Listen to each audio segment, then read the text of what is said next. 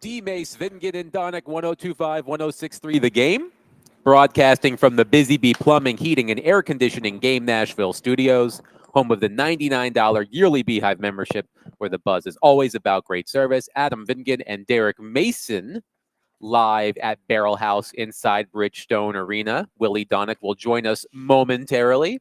He and the rest of the FanDuel Sports Network crew are preparing for tonight's Predators game against the Los Angeles Kings. Puck drop at 7. Pre-game starting at 6 right here on 1025, 1063 The Game. Derek, it was a winning weekend, not just for the local professional football team. The local professional hockey team also won this weekend. The Predators won 5-2 against the Colorado Avalanche on Saturday. Boom. Vanderbilt won at Auburn. Boom, boom. Bowl eligible for the first time, I want to say since 2018. I hope that I have that correct. But Congrats. Vanderbilt, a 17-7 winner at Auburn. And for those Vol fans who live around here too, you won as well. Tennessee wins 28-18 at home against Kentucky. So Alex Doherty of the Tennessean, who reports on the Nashville Predators, had a great stat about this on his Twitter. I'm going to find it right now so that I give him proper credit. He said this is the first time since the weekend of November 23rd and 24th of 2019 that the Predators, Titans, Volunteers, and Commodores all won on the same weekend. Oh, congrats to the state teams. Not necessarily like Tennessee State, meaning state, but man, Tennessee State almost had themselves a win too, and they couldn't score at the end. But be it may. You got 4 victories from the, two major teams here, pro teams in the Preds and the Titans, and then you had the Volunteers, hold on to their win against Kentucky. And then, hey, listen, Cinderella is still going because the Vanderbilt Commodores, I'm not sure when will we look at Vandy and say, okay, they're not the old Vandy anymore, because even the line suggested after everything that we've seen or everything that the public's seen about the Vanderbilt Commodores showed you that they are a much different team, but yet and still they were a 6 or 7 point dog against Auburn. They were a touchdown underdog against Auburn. It did seem peculiar, considering that Vanderbilt has been playing well. Auburn has struggled this season. Oh, by the way, Diego Pavia officially owns Hugh Freeze at this point. And he will own him forever. 3-0. 3-0. Because he would never play Hugh Freeze again. New Mexico State beat Liberty when Hugh Freeze was there. New Mexico State beat Auburn, and now Vanderbilt has defeated Auburn. So Diego Pavia 3-0 against Hugh Freeze. I wonder if any little children down in Alabama went trick-or-treating to Hugh Freeze's house dressed as Diego Pavia. I'm sure it might have given him the heebie-jeebies, but Hugh Freeze doesn't have to see Diego Pavia again, but he officially owns Hugh Freeze. I did, to your point, Derek, I did see this funny tweet from David Ubben, who reports on college football for The Athletic. He said this yesterday, quote, Vandy gets a tough run in the court of public opinion, but the flip side of that is it does have to feel good to send every team you beat into an existential crisis, even if you're just a solid team and tough out. Because people just continue to perceive Vanderbilt as the kid brother of the SEC. And look, it's been a rough go for Vanderbilt now for many years, although if I'm not mistaken, Vanderbilt now has as many top 5 AP wins as James Franklin does at Penn State. Yeah, you're right about that. After Penn State lost to Ohio State, and then he was cursing at a fan, or a fan was cursing at him, who knows? But to your point, I think the outside perspective of college football fans is askew. Because they are used to seeing Vanderbilt just get their butts kicked year after year, at least in recent years. But to be bowl eligible, we'll talk to Clark Lee tomorrow at 1:30. Looking forward to that conversation. But it has to feel great for Clark Lee and his program. I know they have bigger goals in mind, higher aspirations. But considering it has been there have been some lean years. Clark Lee inherited a program that was, in disarray. Yes. And now, with the help of the New Mexico State clan led by Diego Pavia, Vanderbilt's going bowling, and that's great to see. It is. So congratulations to not just Clark Lee, but his coaching staff, the players, most definitely, first and foremost, the players. Candace Lee, congratulations to her. Lemansky Hall, who's a friend of mine who I played with, who works over there now. Congratulations to him. And again, thank him for for inviting me over last week, not just, the week before they played Texas. And then, Coach Lee, also allowing me to come to his practice. So, but in what world would you have thought that we would be discussing first and foremost Vanderbilt before we discuss these, professional sport team here in the Tennessee Titans? Boy, oh boy, has the Tennessee Titans fallen. They've fallen tremendously. When we lead the show with, and Clark Lee deserves every accolade, and his program deserves every accolade. Let's give Clark Lee his flowers. Exactly. Absolutely. But we would have never thought this at the beginning of the season, Absolutely even last not. year, that we would spend this much time, especially on a Monday, discussing Vanderbilt before we start discussing the Tennessee Titans. That shows me two things: that the Vanderbilt program, first and foremost, has made a lot of strides, not just a few, but a lot of strides. And they are a legit team, a team that you go in every week and they don't just have a chance to win. They make sort of their own sort of luck in a sense. They go out there and they play hard, and they play physical, and the game's never over when Vanderbilt's on the field. As opposed to the Tennessee Titans, it seems like other than this game, even this game, they almost gave it away. But they haven't been able to make their own luck throughout the whole season. So my time on the radio, I mean, I would have never thought that we would be discussing, Vanderbilt football at this length over, a Tennessee Titan, Sunday game. Yes, it's a strange new world that we are discussing Vanderbilt becoming bowl eligible, period. Exactly. But also Vanderbilt winning on a Monday after a Titans win. By the way, here is the stat that Joe Rexroad tweeted into my timeline yesterday. Vanderbilt has as many wins over top 5 opponents since 2000 as Penn State. One each. So I want to say James Franklin is now 1-13 against AP top 5 teams. I believe since at Penn State only. What team did they beat? I don't know. Was it Ohio State one year? It might have been Ohio State. It may have been Ohio State. I'll have to check that. But as you mentioned, Derek, let's not bury the lead. Yes. The Tennessee Titans have won a football game. They tried their darndest to lose that football game. Yes. But they did end up on top, defeating the New England Patriots 20-17 in overtime. And at one point yesterday, we have a show group chat. It includes you and me and Willie and David James, our producer. And that was a tough watch yesterday. Yes, it was not the beautiful game. No. It certainly was not. And I texted all of you at one point and said, I thought the 8th Amendment was supposed to protect us against cruel and unusual punishment. But that's what it felt like watching most of that game. I actually got a kick out of this tweet from Bill Simmons, who is a noted Patriots fan. He tweeted at one point, quote, "Need a power outage in Nashville so we don't have to watch this Titans-Pats game anymore. Can Michael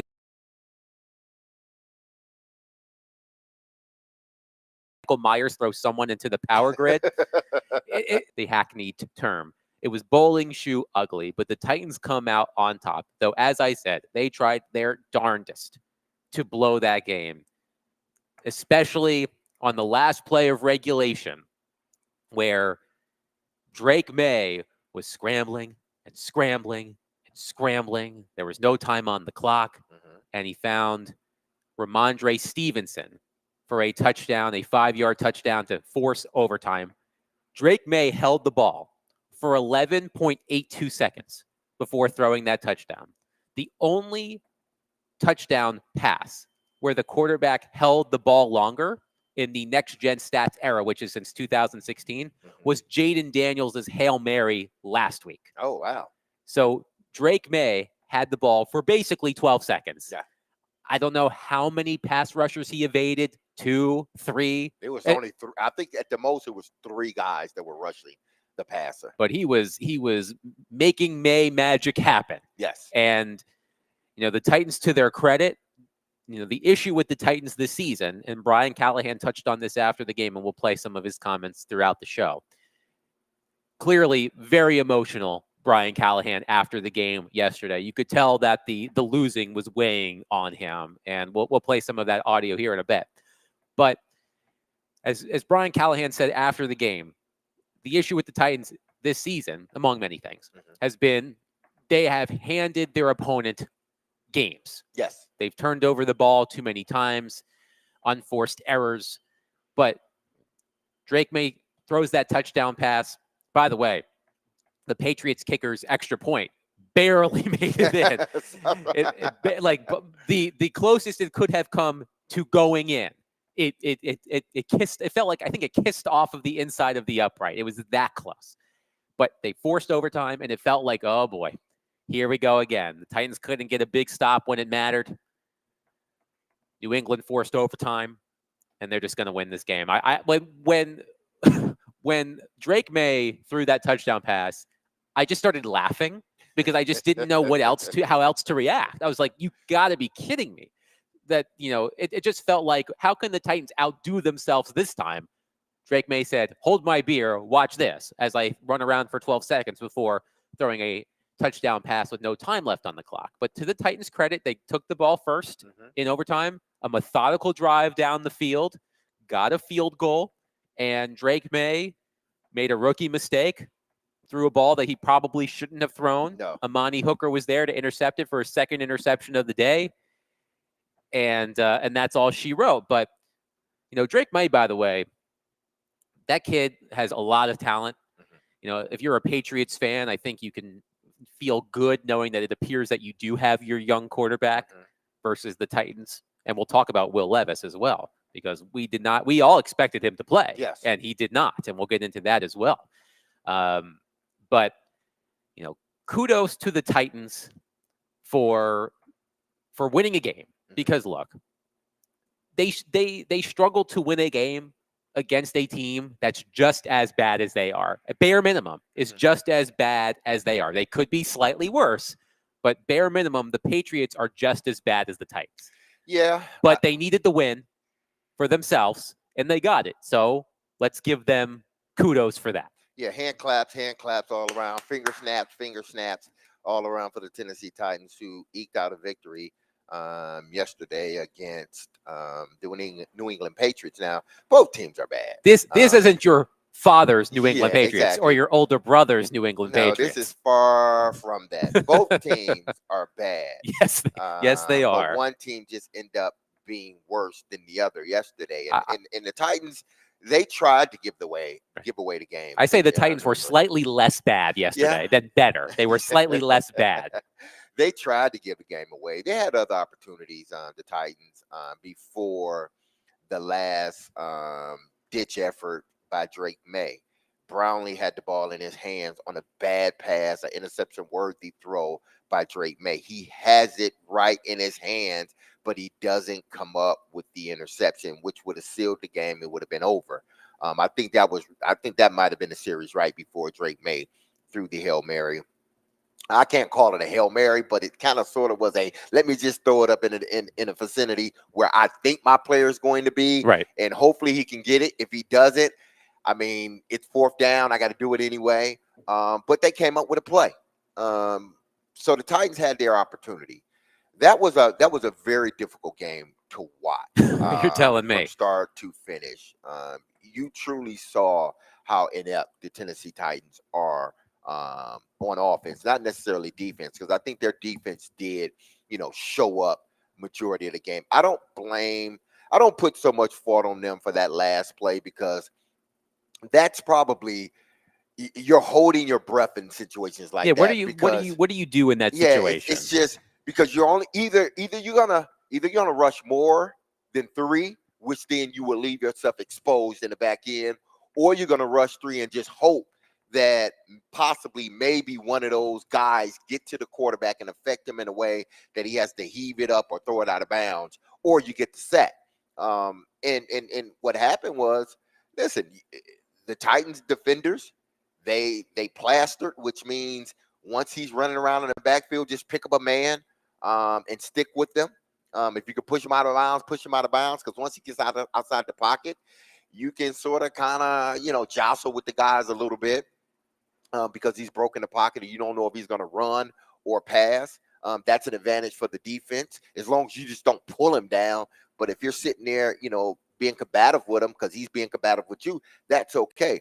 But that's a play that defensive players just they don't like because you never know what's going to happen.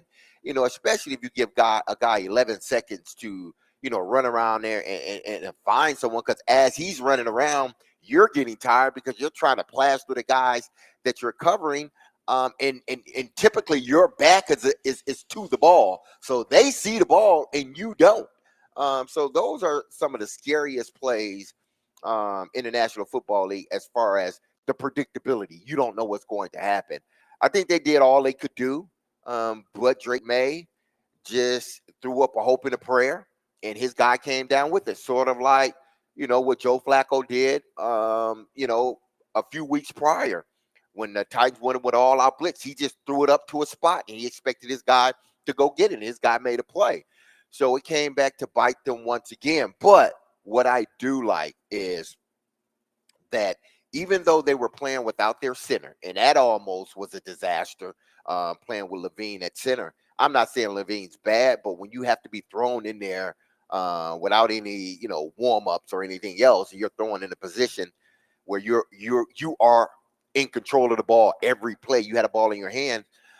Things can happen. There were a few high snaps that frankly could have been the difference between the Titans winning and losing a game, because there were 2 that if Mason Rudolph doesn't react quicker, that ball's over his head and it's either a huge loss or the New England Patriots are picking it up, especially the one in, I think it was in overtime, where it was a high snap, or it was either in overtime. Yeah, it was in overtime. The high snap that if it goes over his head, that game's over with. New England gets the ball, but they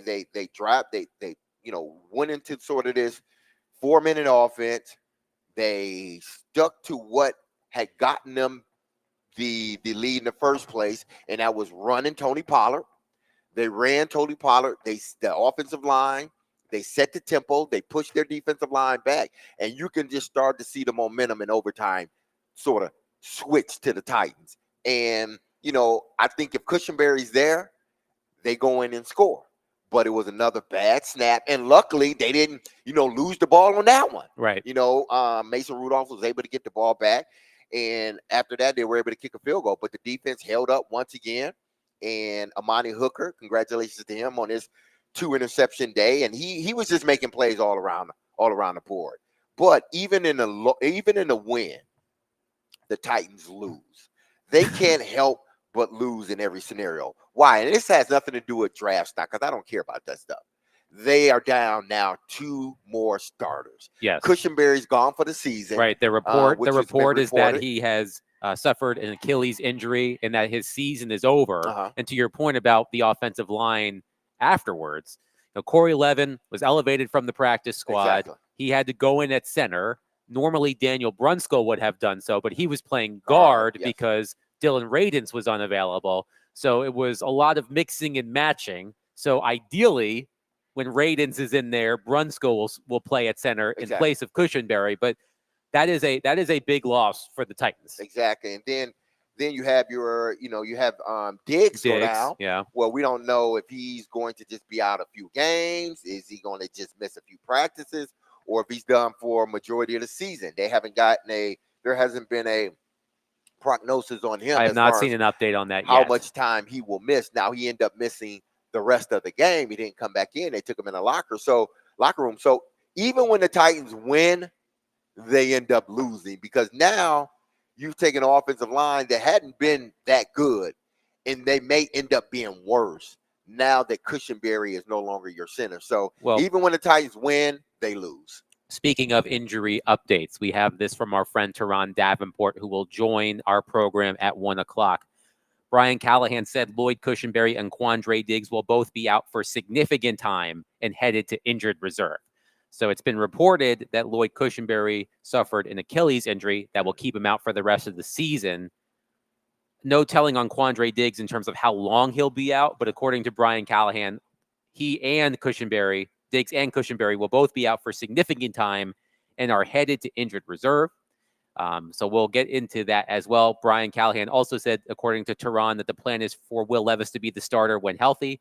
Callahan said he's hopeful that this is the week that Levis is back, but the Titans still have to see how he feels this week. So we shall see if Will Levis is back under center for the Tennessee Titans this week. I believe we actually do have an injury update on Quandre Diggs from Tom Pelissero. Titans veteran safety Quandre Diggs has suffered a season-ending Liz Frank injury that will require surgery. So Quandre Diggs, a season-ending Liz Frank injury that will require surgery.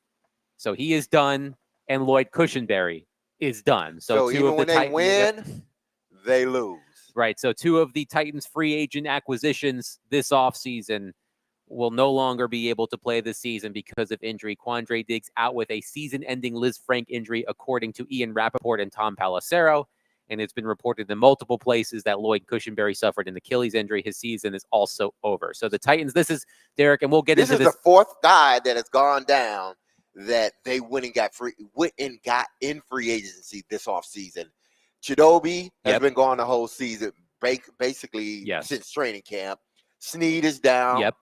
Now you got Cushenberry gone for the season and Diggs gone for the season. And if you want to throw in Jamal Adams, that was basically a league minimum deal, but didn't work out here. So a lot of the Titans free agents that they signed this offseason are either currently unavailable or will be unavailable for the rest of this season. But we will continue to discuss the Titans win against the Patriots and more. 615-737-1025. What are your thoughts on the Titans win? I'm sure some of you are happy. I'm sure some of you are sad. I'm sure some of you are angry. I saw plenty of tweets about draft order after yesterday's game. Jared.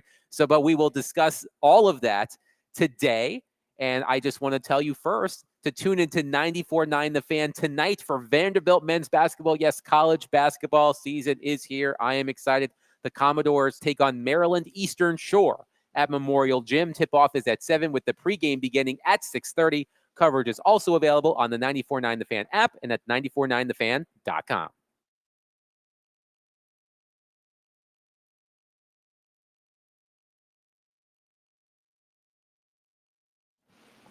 Hey, this is Derek Mason, and you heard me tell you about Dr. Lodge and his staff at Cool Springs MD for some time. If you have set out to lose weight, chances are it's not your first time setting a resolution to shed some extra pounds, only to face disappointment. At Cool Springs MD, Dr. Lodge and his team understands the frustration of this cycle, and that is why they offer a different approach to weight loss. Their comprehensive weight loss program is led by Dr. Jeffrey Lodge and addresses the root cause of weight gain. With tailored nutrition, exercise, blood test supplements, and more, they will customize a program specific to you. So connect with Dr. Lodge and CoolSpringsMD.com today to schedule your appointment for a personalized weight loss plan just for you. That's Cool Springs MD, where your weight loss journey becomes a success story.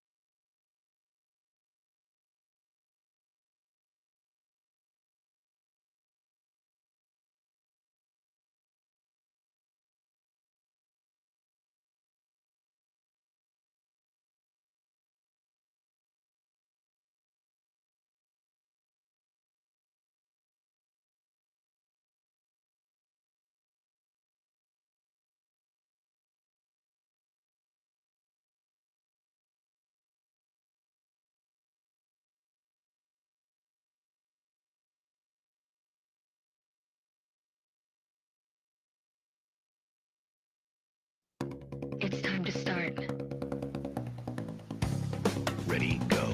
D-Mace, Vingan, and Donick 1025-1063 The Game.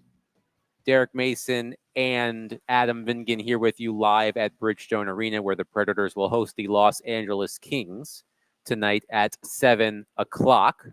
We will bring you Brian Callahan's news conference.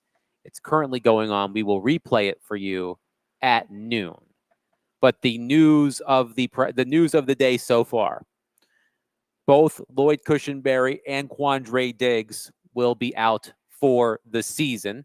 It's been reported that Lloyd Cushenberry has an Achilles injury, and it is a Liz Frank injury for Quandre Diggs that will require surgery. So Quandre Diggs and Lloyd Cushenberry, it has been reported, will be out for the remainder of the season. They join Chidobe Awuzie and L'Jarius Sneed on the injured list. The Titans are hopeful to have Will Levis back starting at quarterback this week, but we will see as the week progresses. But Derek, one thing that you have talked about a lot is that this team's depth has not been up to snuff. And now that you're down your starting center and a top defensive back, you're missing multiple top defensive backs. Mm-hmm. This is where we're going to see if the Titans have players on their roster in depth roles that can step up and be important parts of this team's future moving forward. I would be surprised if this team wins another game, honestly.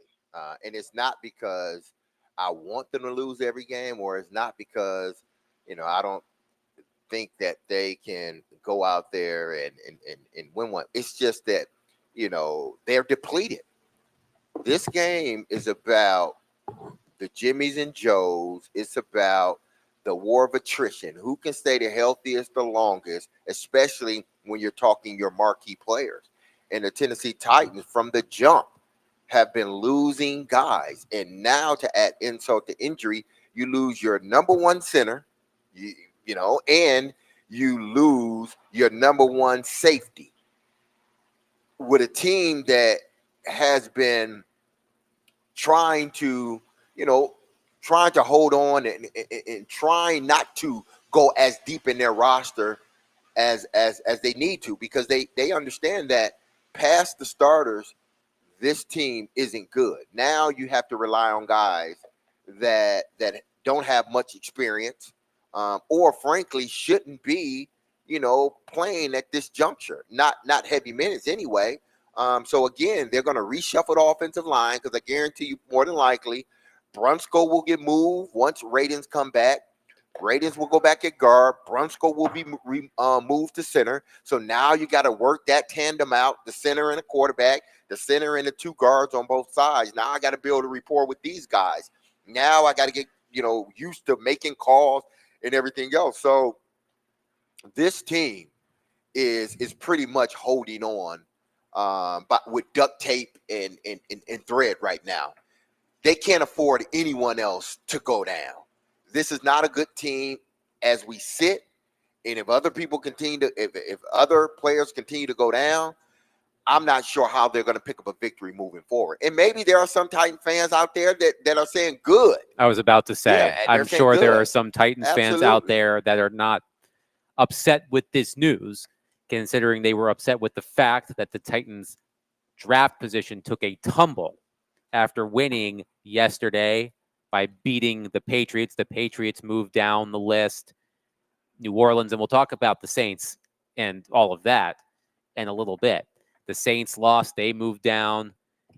They're the Titans, according to Tankathon.com, which is just a great name for a website, by the way. Tankathon.com. They are 9th in the draft order currently, and I believe they were sitting at 2nd before Sunday's action. So I'm sure there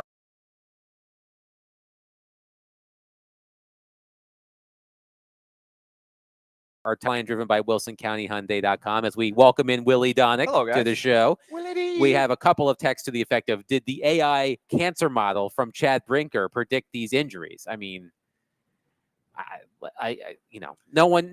Chad, look, you can quibble with the free agent signings if you would like. Exactly. I will not stop you from that. But I mean, do you think that they could have planned for Lloyd Cushenberry to tear his Achilles?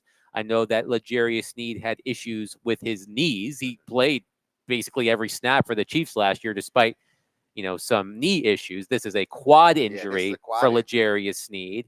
So I'm sure that injury risk is something that general managers and front office executives, they factor in to all of this stuff, but nobody could have predicted that, Lloyd Cushenberry was at a risk of tearing his Achilles when they signed him to a contract in free agency. So if you want to be upset with the free agent signings in general, go right ahead. Yeah, but this cancer model, I think people sometimes take things too literal.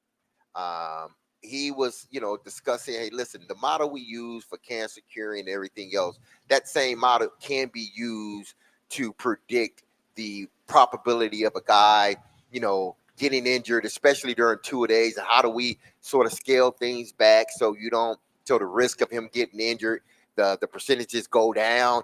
He's not saying that this is a foil-proof sort of model and no one's going to get injured. It's not a foil-proof model in the cancer world. So what makes you think it's going to be a foil-proof model here? It's just a predictor of, what may or may happen. Now, look, we can say, if y'all want to point to and say, well, did the cancer model help? Well, I would tend to say, yeah, because wasn't the Titans over the last 2 years prior to this season the most injured team in the National Football League? It was one of the things that they cited when they made the change. Absolutely. So obviously some has changed because they're no longer one of those top teams. Now, well, they put artificial turf on the stadium because they thought it would decrease injuries, and they made a big to-do about that. Even though they were going into a new stadium, it would have been easy just to say, let's just ride it out until there's a new stadium. But they said this might help us cut down the data that they had said, even though it counteracts what the general, I think, that generally people think that you're more apt to get injured on turf, right? That's a general accepted practice around football is turf's great, the rain, everything, it handles the elements. You're not going to play on mud, but it does increase injuries. We've known that for 50 years, but the Titans were like, no, we're putting in turf because we think it's going to decrease injuries. Well, it doesn't look like it's had any effect one way or the other. The reality of football is you need a little luck to they haven't have had less as many injuries. Guys injured. Not yet, but we're halfway through the season. We're only halfway through the season. That's the thing. And what happens? It starts exposing the lack of depth, the lack of homegrown talent that is missing from the roster. And so you don't have top level guys that overcome the fact that you have 5 or 10 guys on the field at any particular time, or 5 or 10 guys playing roles that are above what they should be playing. Because if you have Patrick Mahomes, he can mask that. He can mask that. Or if you have Chris Jones, guys like that, 2 or 3 or 4 superstars, you can overcome weaknesses elsewhere on the roster. But the Titans have neither. They don't have a lot of depth, and they don't have a lot of stars that overcome the lack of depth. So that's why they are really exposed at this point. They needed everything to go perfectly, which is, again, another reason why they should have been more realistic on how they couched expectations for this season. No, you're right. And but again, that's a conversation I think we can continue to have as far as tapering the expectation, because on the pregame show yesterday, Jared, Chris, and I, we talked about a little bit about the expectations of the team, and maybe they shouldn't have said this or they should have said that. The fact remains is that the Tennessee Titans, whether the message was what they put out, or the message was, hey, listen, it's going to take some time. This wasn't a good team from top to bottom. They were more so top heavy, and even the top heavy guys, it was still thin. This was a team that if you opened up the book and really looked at them, they were not a good team, and they were not a good team. Why? Because they have no depth. So of homegrown draft picks that make up the basis of your team. The biggest misconception continues to be, well, they spent all this money. Yeah. When you spend big money in free agency in the NFL, it is a sign that you don't have already homegrown talent that you are re-signing and re-upping. That is a problem. And those guys tend to be older, overpaid, sometimes an injury history, and that's what you get. And so that again comes back to the fundamental problem that they've had. I just think in our world, it's so easy to say, well, if you spend a lot of money, you should be good. But that's not, everybody's got the same amount of money to spend, generally speaking, in the game. There is a salary cap. It's just who are you giving the money to? Are you giving it to guys that you drafted and are then re-upping for second contracts? Or are you going outside to try to mask and plug holes? That's a good thing to do if it's 2 or 3 guys. But they spent a lot of money on a lot of guys because they had a lot of holes.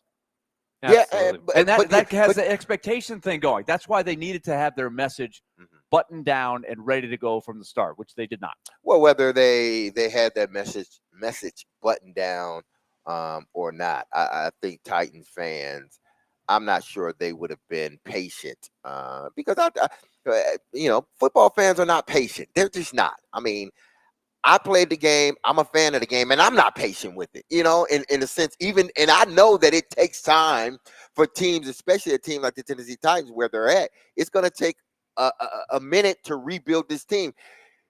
They can circumvent that, but the only way you circumvent that or speed up the process is what? Get you a quarterback. If you land a quarterback, then you're good. That speeds things up. That speeds things up. So what did you think of Drake May? Do you think he is special and will mask? Because we looked at the other picks that they made. Look at the lineup they put out there yesterday. I don't see any other bright spots on their roster of young talent. I thought May battled. Showed some pretty good traits, but he's going to need some help. I don't know that he's Mr. Everything for them, but he could be good, right? I think at this point, he's Will Levis last year. That's what he is. Really? Okay. He's Will Levis last year.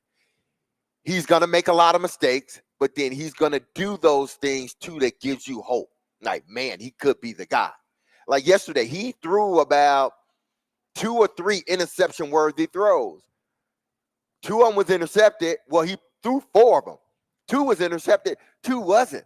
But then he makes the heroic, touchdown pass or the runs. He rushed over 100 yards. So he's giving you a little taste of, okay, this can be the guy. This is the same thing we said about Will Levis last year. Man, yes, he threw the interceptions. I get that. But look at what he did against Atlanta. Look at what he did against Pittsburgh to bring them back. Look at what he did against Miami in the second half. Those were teasers. So I don't know if Drake May is a guy or not. He's teasing them with some of the things that he's doing, but he still has a long way to go.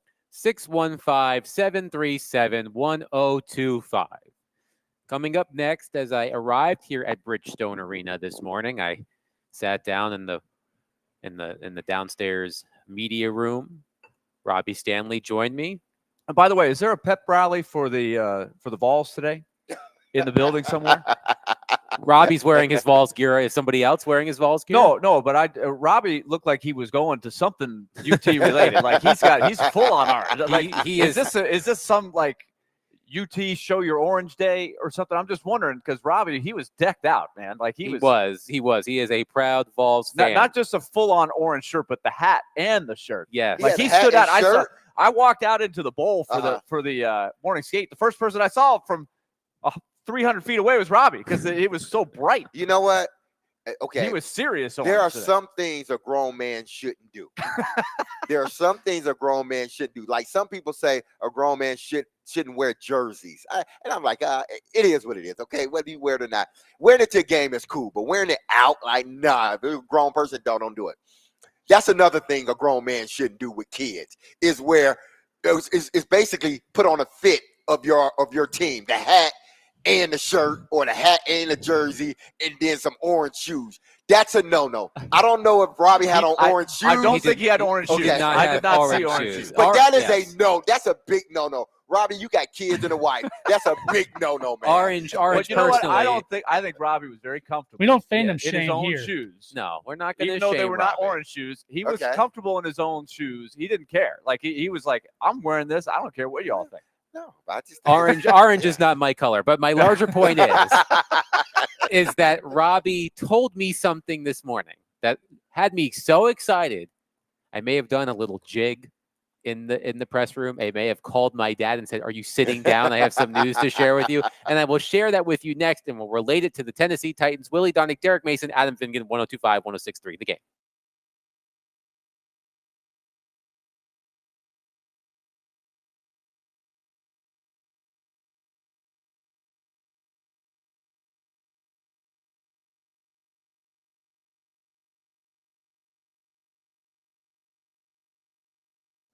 November 9th, mark your calendar. This Saturday, people, it is coming, and it is coming fast. You only got a few more days here. The Iron Goddess All-Female Show, which is coming to Nashville, which is sponsored by our friends over at Law Tigers. Meet us at the fairgrounds as female riders from all over the world will be in attendance. Come out and see some of these beautiful custom bikes, from choppers to mini bikes, from cruisers to sports bikes. All makes and models are encouraged to come. Get your tickets now at IronGoddessMotorcycleShow.com. That's IronGoddessMotorcycleShow.com, which is sponsored by Law Tigers. Enjoy a day of live music, vendor village, tasty foods, and so much more. Show off your bike in one of their many competitions and win cash prizes. All spectators are welcome, and kids under 16 are free with a paid ticket. So get your tickets today. IronGoddessMotorcycleShow.com, which is sponsored by Law Tigers. Can't wait to see you there this Saturday.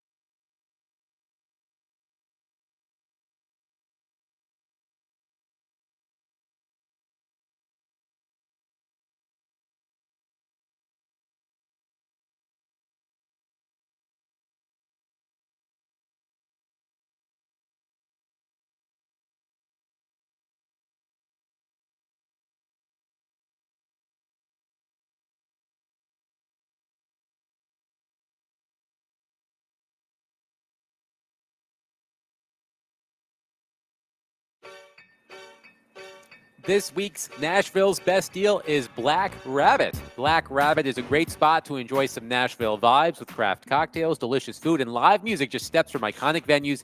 It's perfect for a night out. Snagging a $50 gift card for only $25 is a fantastic way to experience it. Get yours now at thegamenashville.com/deals while supplies last. Willie Donick, Derek Mason, Adam Vingan here with you at Bridgestone Arena. So I didn't mean for my setup to turn into us poo-pooing Robbie's fashion choices today. But I think when you come in like that, you want people talking about you. Oh, yeah, you know. I would love to hear from Rob. I meant to say so. I only saw him from a distance today. It was funny, but I wanted to say something like, what is going on? You should have shouted from across the bowl, "Hey, Robbie!" But anyway, so I got here early. Robbie arrived shortly thereafter. We were having a conversation, and then just in the middle of the conversation, he let something slip. He just threw it in there. Something that was very important to me that I had not yet heard. He told me that the Saints fired Dennis Allen. And let me tell you, as a Saints fan, I was so excited. I did a jig in the press room downstairs. I called my father, who's at work. I texted him first to make sure that he could talk. He called me and I said, "Dad, are you sitting down? Because I have some fabulous news." And he said, "The Saints fired Dennis Allen?" And I said, "Yes." And he said, and I quote, "Hot diggity." So I don't begrudge. I said this last week. I do not begrudge Titans fans who might be upset by the outcome of yesterday's game because you want the Titans to lose, so they have no other choice but to make drastic changes. When I saw that the Saints lost to the Panthers yesterday, a team they blew out in week 1 when things were rosy, lest we forget the Saints started 2-0 before losing 7 consecutive games, including just an absolute destruction of the Cowboys. Yes, which had everybody excited. in Dallas. I too was excited. But when I saw they lost to the Panthers yesterday, I was hopeful that it could be the end of the line for Dennis Allen, and indeed it was. So I don't begrudge Titans fans for feeling upset if you do feel upset about the Titans winning yesterday. But it did, Willie, we talked about this a little bit downstairs before I came up here to set up the show. You know, if you are a Titans fan, things look bleak right now. It could be worse. The Saints, in my opinion, and I am biased, are the most hopeless team in the NFL because their salary cap, their salary cap has been mangled by all of these restructures that they've been doing for years to try to stay competitive. They're God knows how many millions of dollars over the cap. And this is not something that's going to be able, like the Saints will not be able to do a full-scale rebuild in 1 year. This is going to take years for them to dig out of. So I am prepared for the Saints to be irrelevant in the NFL for the next few years as they attempt to dig themselves out of the salary cap hole that they made for themselves as they tried to stay competitive, you know, during the end of the Drew Brees era and you know, right after that. But at least if you're a Titans fan, if the Titans were to undergo a rebuild, it shouldn't be anywhere near as difficult. And I mean, I see that as a sign for optimism if you're a Tennessee Titans fan. Well, both teams are behind the 8 ball. There's no question. But read the stat that you read to me earlier today, because I was aware of this. It illustrates what the Saints have tried to do over the last few years since the really good Drew Brees teams year in and year out, which ended, how many years has it been since Drew Brees quarterback them? 3, 4? 3-4 years, because they went from Drew Brees to Jameis Winston and Andy Dalton, and now they've got Derek Carr. So I think just like when the Titans window closed with the Ryan Tannehill, Derrick Henry, Mike Vrabel era, you know it's going to be a big question mark. When Drew Brees, who played well into his late 30s, did he get 40? Was he 40 when he retired? He was close, That's right? a good question. And he had a lot of years where you're like, well, is this the year that Drew Brees slows down? He always gave them a chance. We were just talking about how he retired at 42. A great quarterback can overcome a lot of shortcomings on a roster. Yes. And in the meantime, the Saints, they mortgaged the credit card or whatever you want to say. They kept paying the minimum and reworking salaries, pushing it back. And they knew Mickey Loomis is their general manager. Is he still the general manager now? Yes. He knew that this day would come. But I think when Drew Brees finally did step aside, that is where they continued doing what they had been doing, which you probably should do when you have Drew Brees, right? Stay in the window as long as you can. You've got Drew Brees. But when they went to Jameis Winston and then Derek Carr, I think they were trying to maintain. They saw, kind of like the Titans, a winnable division. The NFC South is not a powerhouse. And they kept kicking the can down the road, the credit card bill. Yes. It does come due at some point. I thought this would happen earlier than it did, honestly. I did too. But they've been sort of mediocre. They look good on occasion, but they haven't been a really good team since Drew Brees, right? Correct. And Bill Barnwell on October 21st tweeted, the Saints are $81 million over next year's cap. And this was before they re-signed Alvin Kamara recently. So it's going to become even harder to move off of that. Don't you think you could argue that Kamara has his best days behind him? Yeah, absolutely. Right? Most of the Saints' best players have their best days behind them. And so where are they going? It does show you. This is, again, against the philosophies of Professor Stillman in the afternoon, right? Who continues to say that the cap really doesn't really matter. You figure it out. But this is an example of you do get into jail eventually. They are an extreme example of reworking contracts. Keep going, and don't worry about what happens down the road. It does hit you. And this is where I think the Titans have been smarter to not roll up a huge credit card bill. They don't have a lot of dead money. They did pay off, for better or worse, the contracts of Tannehill, Henry, Byard. They're not absorbing a ton of dead money for having those guys as veterans. Now, what I want to know, and I'm not a capologist here, but all of the money they spent in free agency last year, can they get out of a lot of that when the time comes? Because that day is going to come for some of these guys that are playing right now. You're probably not going to want in 3 or 4 years. By the way, right? You said the Saints are in salary cap jail. That's putting it lightly. They are in salary cap Arkham Asylum. Like where they put the Joker. Where they put the Joker. Like that's how bad it is. But I'm just saying that Titans fans, it's been rough. Don't get me wrong. And you're wondering about the future and how bright it could be. I'm telling you, as a fan of a team that fired its coach today, and don't get me wrong, I'm happy about it. I am happy that the Saints fired Dennis Allen today. But although Dennis Allen historically is like one of the worst head coaches in NFL history in terms of like his winning percentage over a minimum amount of games, not just with the Saints, but in general. Like, I'm not sure how many coaches could have gotten more out of the group that the Saints have currently than Dennis Allen. And maybe it's a good thing, like if he's collateral damage, I'll take it. And I don't know enough about him. It could always be worse. But when you and I were talking about this earlier in the show, I was saying, okay, I don't know enough about Dennis Allen to know if he's a good coach, not a good coach. But I look at what he was handed, and I ask myself, what did he really have a shot to win? What was best case? Just like this Titans team. Mm-hmm.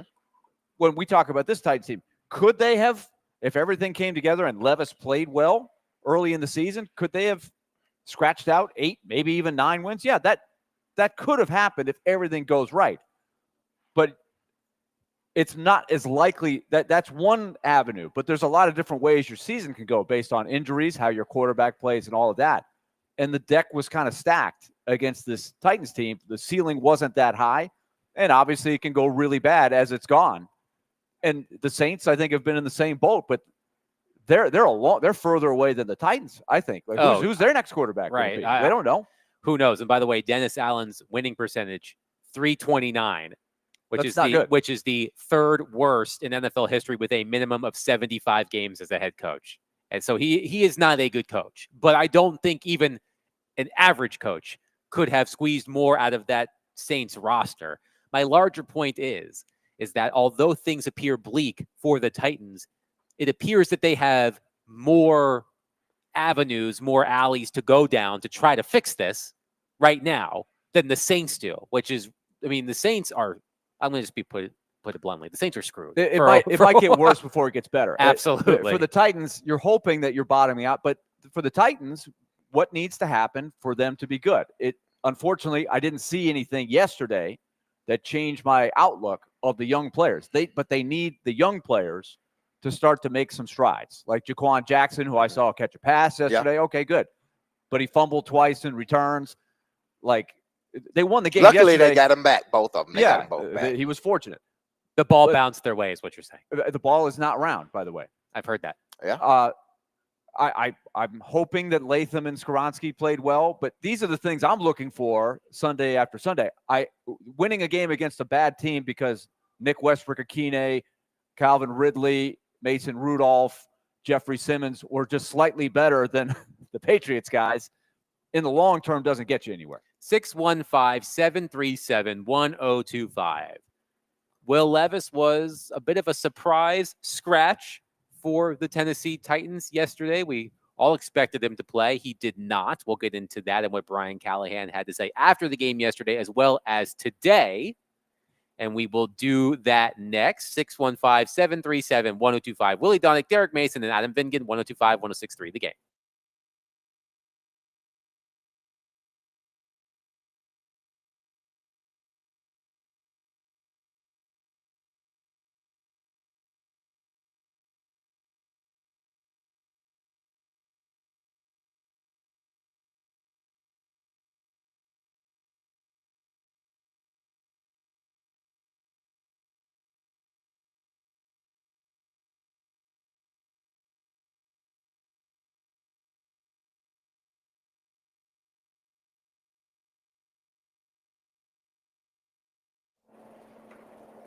Hey, if you're like a lot of other people in our listening area, you might have a lot of bills to pay, and you're looking at the holidays, you're looking at 2025, and you're saying, is there something out there where I can put myself in a better spot? Loan Pronto wants you to know the answer is absolutely yes. If you're paying big interest rates on credit cards, car loans, personal loans, if you're a homeowner, let Loan Pronto consolidate that debt at a lower rate by using your home's equity. Loan Pronto has a program called the Express Equity Line of Credit. They can get you up to hundreds of thousands of dollars so you can consolidate that debt in as fast as 5 days. The average client in this program saves over $1,000 every month. If that sounds good to you for 2025, then call Loan Pronto right now and see what you can save. It's a free quote, and there's no credit pull. 615-499-5780 or go to loanpronto.com. That's 615-499-5780 or go to loanpronto.com. Equal housing lender, NMLS 1661781, subject to lender approval, NMLSconsumeraccess.org.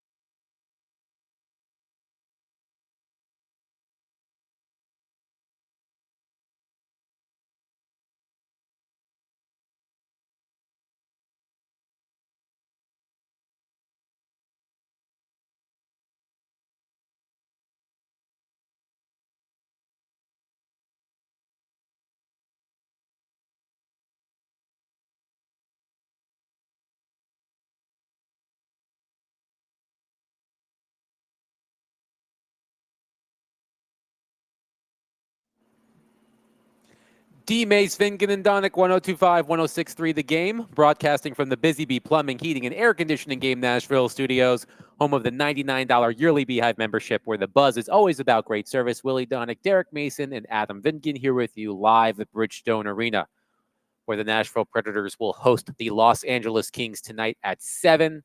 Pregame starts here at 6 o'clock on 102.5, 106.3 The Game. Just one of 2 NHL games on the schedule tonight. It's always a weird feeling when the Predators are, they're one of 2 games or one of 3 games, or maybe the only game. There have been times I feel like where they've been the only game in the league on a certain night, but there are only 2 hockey games being played tonight in the NHL, and one is here. Kings and Predators at 7 o'clock, and we will talk about the Predators later in the program. But the news came out on Saturday, I want to say it was, when the Titans elevated Trevor Siemian from the practice squad, that Will Levis would miss another game because of his right shoulder injury. He said late last week that it would be his call on whether or not he would play. But I was certainly surprised to see that he was unavailable against the Patriots. It seemed that he was tracking to play based on the fact that he did participate in practice, although he was limited in practice throughout last week. But Mason Rudolph starts again. The Titans beat the Patriots 2017. Mason Rudolph, by the way, has been under center for both of the Titans wins this season, although Will Levis did start the Miami game. He did not finish it. But this was Brian Callahan yesterday explaining what happened with Will Levis and why he did not ultimately start against the Patriots. What did you think of the process of getting to that decision of where Rudolph was the starter? Yeah. Yeah, he practiced limited all week. Same process as the week before with Will. Threw more, threw better, felt better at the end of the day. And then he got to the end of Thursday's practice, didn't quite still felt the fatigue from it a bit. So he decided after feedback from him and Todd, we decided there's probably one more week would be best, because when he goes back in, I don't want him coming out for any reason. So I want to make sure he's 100% ready to roll. And I think we're getting real close to that. So ultimately that was the decision, was just to make sure that he felt just enough in practice. He's a lot better, but just wasn't quite ready to go play. And I want him to be ready to go play fully when it's time to go. So that was Brian Callahan yesterday explaining why Will Levis did not start against the Patriots shortly ago. Brian Callahan had an update on Will Levis as the Titans prepare for their next game. Now I have to make sure I have this right, against the Los Angeles Chargers. I had kind of forgotten who the Titans were playing after the Patriots. I'm not going to lie to you. The Titans are in Los Angeles to face the Chargers on Sunday. But this was Brian Callahan earlier today explaining the plan for Will Levis this week. You've been consistent in that when Will's healthy, you want him back in there and stay in there. I'm assuming that's still your plan. Yep, still is. That hasn't changed. Could be the week, or is it still TBD? I'm hopeful that this is the week. I think we'll see how he feels today. Should feel good, and then we'll increase the workload and let it go and see how he responds throughout the week. But I'm hopeful that this is gives him a chance to go play. So that was Brian Callahan earlier today discussing Will Levis and the hope that he will be able to play on Sunday against the LA Chargers. Were you two as surprised as I was that Will Levis did not start yesterday? Yeah, I was surprised considering, what Callahan was saying last week, and he was practicing and, he was looking good. And I think all signs pointed toward, based upon what was being said, that there was a high probability of him playing. And then, you look at game day and he's inactive. At least make him the backup quarterback. If he's been throwing all week and hadn't had any setbacks, at least make him the backup quarterback. But you didn't even make him the backup quarterback. He was not active for the game, if I'm not mistaken. That was a huge surprise. So I guess what is it going to? Is he at like 70% and he's going to be 100% this week, or was he at 90% and you were just being cautious and banking on him being 100% this week? Which one was it? Because it was made to seem as if, he didn't make any he didn't have any setbacks last week, and it was trending more toward him potentially playing. So I wanted to know, why wasn't he even the backup? If indeed that was the case last week. I at this point, and it doesn't matter, right? I mean, at this point, I just looked at the line for next week. What do you guys think the line is in LA against the Chargers? 8 points, 8.5. I'm going to say it's a touchdown. You're dead on, D-Mace. 8, according to ESPN. So 8 right now. And I guess that's before you really know the status of Levis. But I do think it's fair to say, look, if we're going to evaluate this guy, and you've heard him now on both occasions, before and after, basically say, it's up to Will. You tell me when you're ready.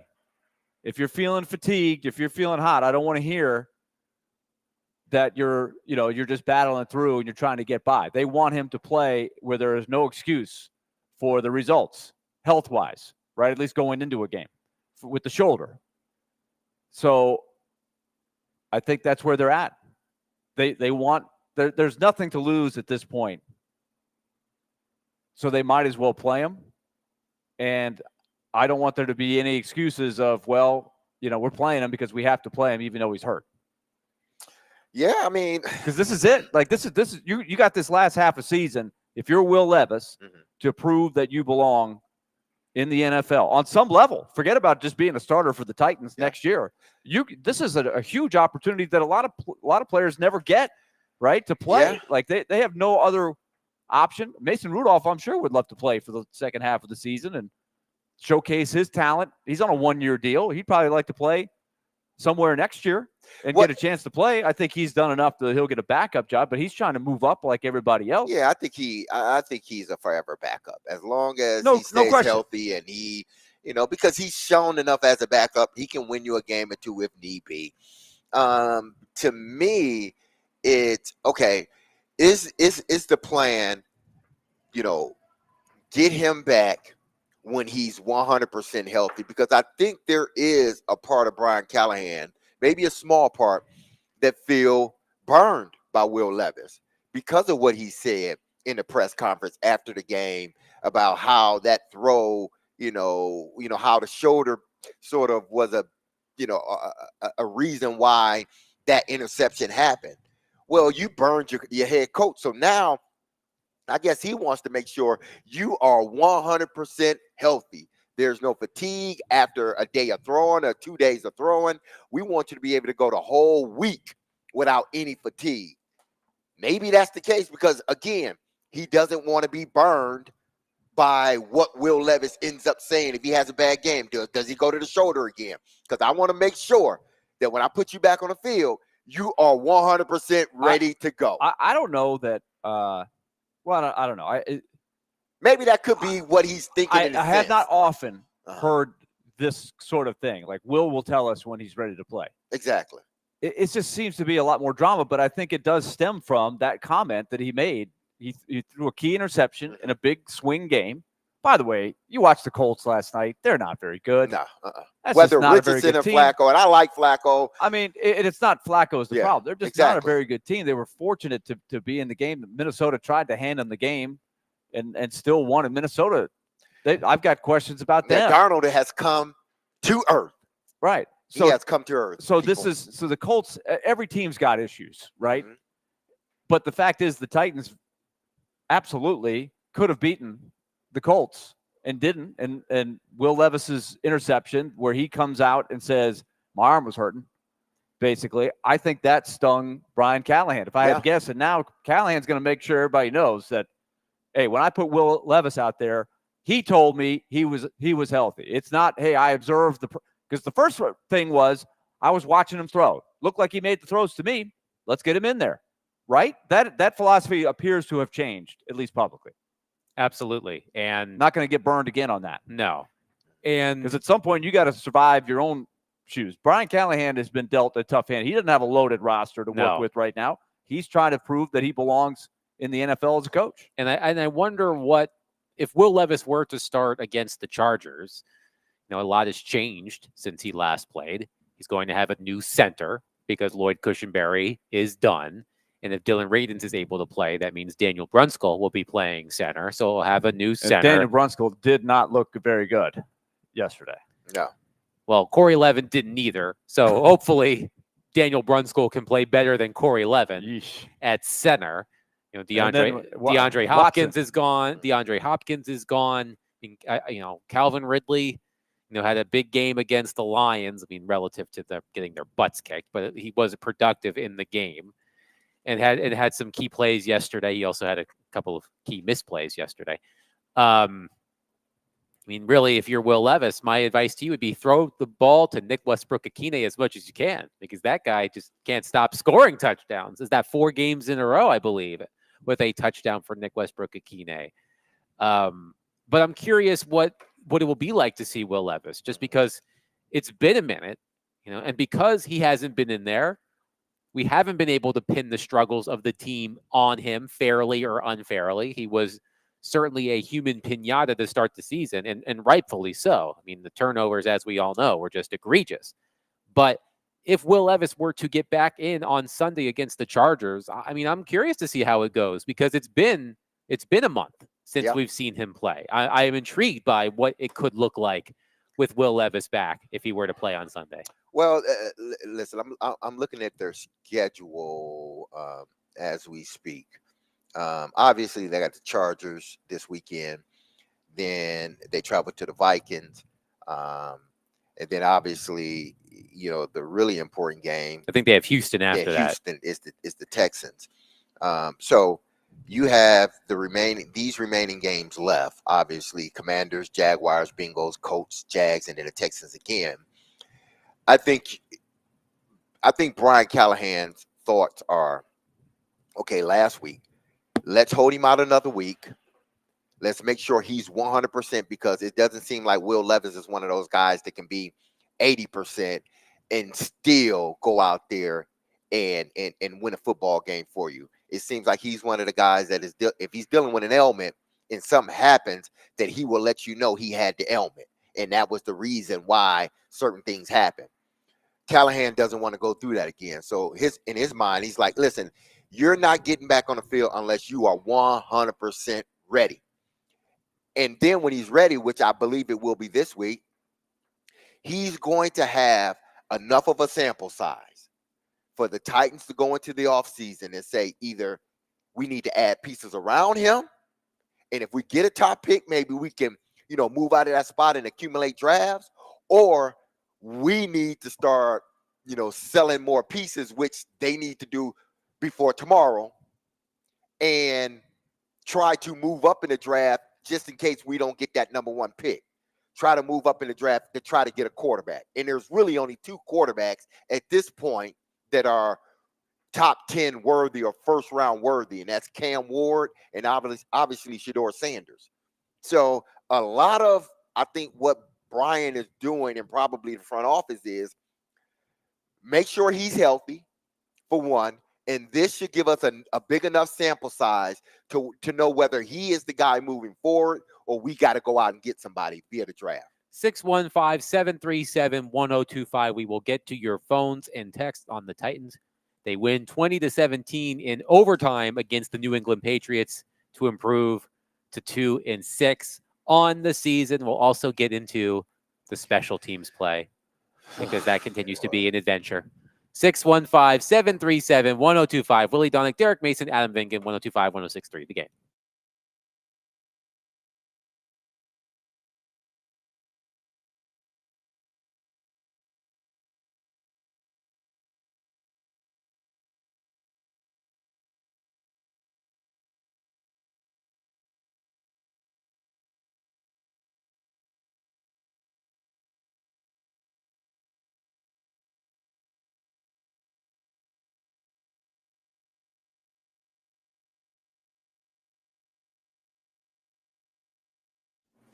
It's never too early to start thinking about the big game. And this November, Zen Sports, the new sportsbook in Tennessee, has launched a brand new sweepstakes for all its Tennessee customers.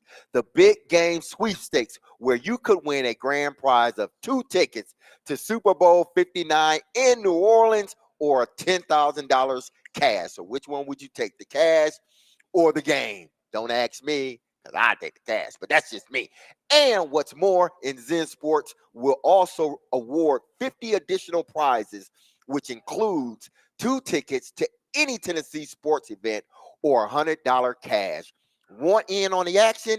You can earn multiple entries every day just by betting on the Zen Sports app. For every bet you place, you will earn 1 entry, and for every dollar you bet, earn an additional entry. Like parlays, earn double the entries on every parlay place. So what are you waiting for? When you sign up with Zen Sports, you'll automatically earn up to $100. No danger first wager.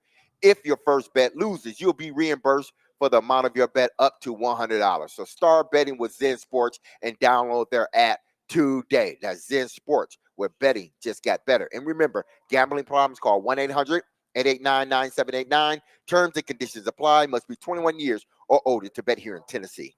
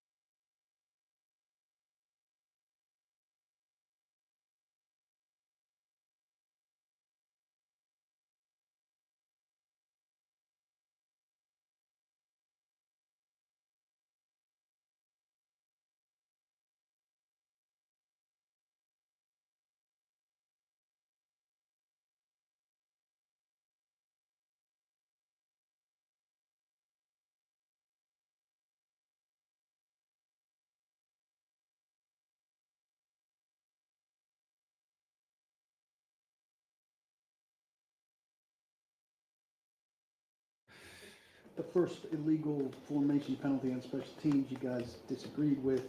Yeah. The second one. Oh, no, Justin left early. Three that you've had. Yeah.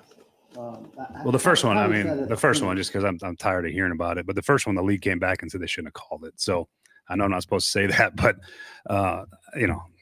that wasn't a penalty. It shouldn't have been called. The second one, Justin left early in the game. I don't really have an explanation for why. He shouldn't have. He didn't do it in practice. Yeah, he just left early on the kick, so that's a penalty, and they should call it, and we shouldn't do that. What was the other one there, Paul? Sorry. There were 3 of them. That might be mistaken if they're on The one on the sideline? The holding? In the game or just over the course of the season on over the kickoff? course of the season. Can't remember what the other one would have been. Last week. Yeah. Detroit. Kinsey, Detroit. Oh, I mean, yeah, it's the same. It's nothing changed. It was the same. I don't. That should have been a penalty either. You know. How did- Willie is so upset by Yeah. this, he dropped his headset. that was not planned. That was not planned. He was That just was not part of the he act. was so upset about what he heard about. It's never a good sign when you're asking about illegal formations on kickoffs and you're like, which one? The third one? Was there 3? There were 2? Are you sure? There was 1? But another illegal formation penalty on the opening kickoff yesterday for the Titans. What a great way to start. But the day. listen, I want to explain.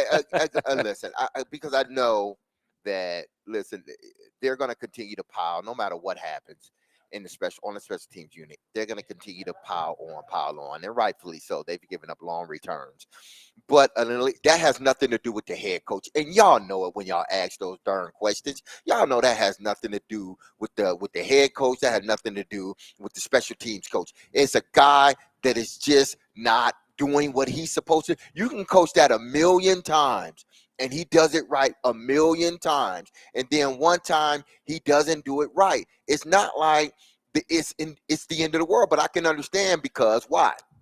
The special teams unit isn't doing well. So any little thing and then they brought up a holding call.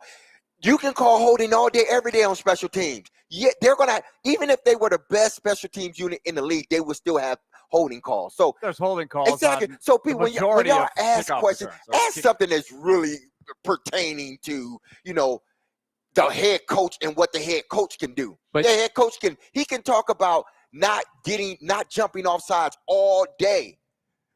But he can't stop the guy from doing it. But does that mean he's a bad coach? No, it doesn't Now, mean he's a I'm bad going to coach. play the role of Jared Stillman here. My voice isn't warmed up, so I'm not going to be the able to other do. side of the coin. I'm not going to be able to do my impression of Jared, but he would say something to the effect of, "Floyd once told me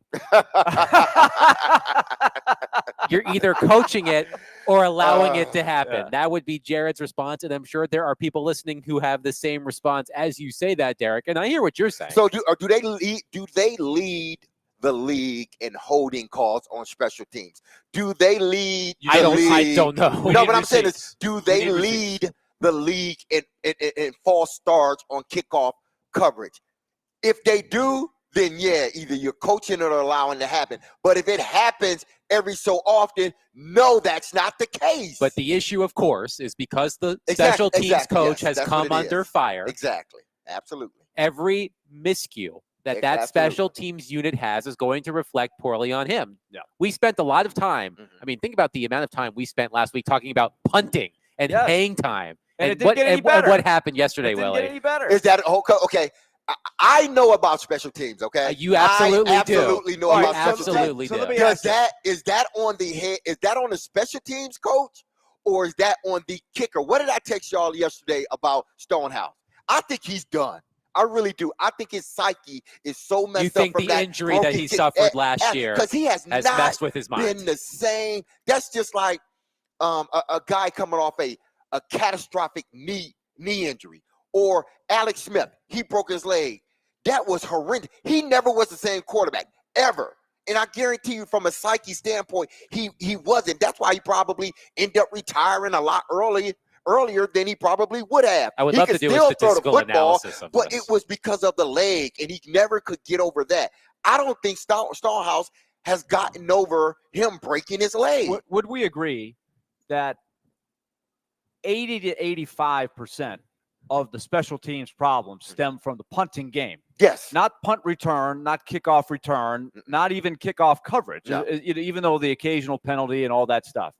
It's a glaring punt game problem. Yes, and by Yes. the way, Marcus Jones, New England's punt returner, Uh-huh. has He's one of the best. in the He league. is. He had 2 returns for a combined 69 yards, so an average of 34 and a half, and a long of 44. It wouldn't be the type of thing that would be asked in a press conference were it not for the punting game Exactly. specifically, right? The rest of the special teams, they're not great. Nobody's going to confuse them with the greatest special teams. Right, but Nick Whoever Folk, your Nick favorite Folk special hits his teams- field goals and his extra points. Yeah. That's Yeah. important. I mean, he's a plus, Right. right? He's a plus. He's done his job.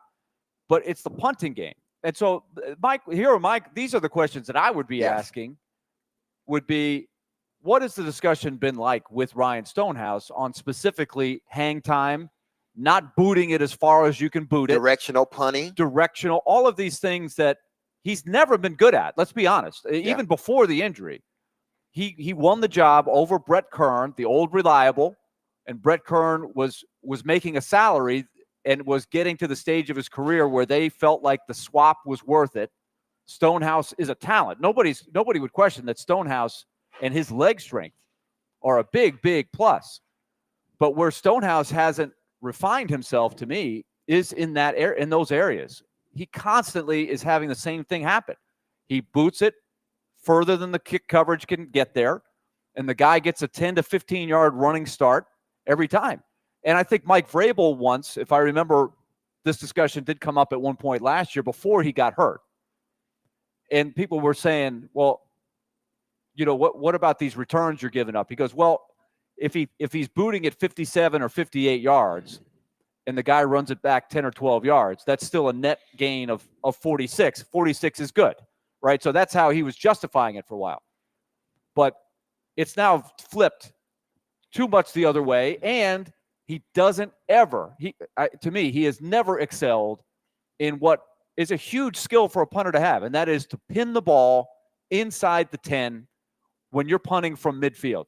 The touch, it just isn't there. And there was one yesterday where they tried to take the delay of game or whatever it was. He booted it 7 or 8 yards. It wasn't even close to landing. The ball has to land before the goal line. So what are the discussions with Stonehouse philosophically in that area of the game? Ryan Stonehouse, by the way, has a net punting average of 33.9, which is the worst in the NFL among regular punters. And it's not because he doesn't have a leg, right? He's got as good a leg as anybody's ever had. His average punt is 50.6 yards, which is down from before. I think it was 53 for a couple straight years. I think what's happening with him now, he just wants to get the ball out quickly.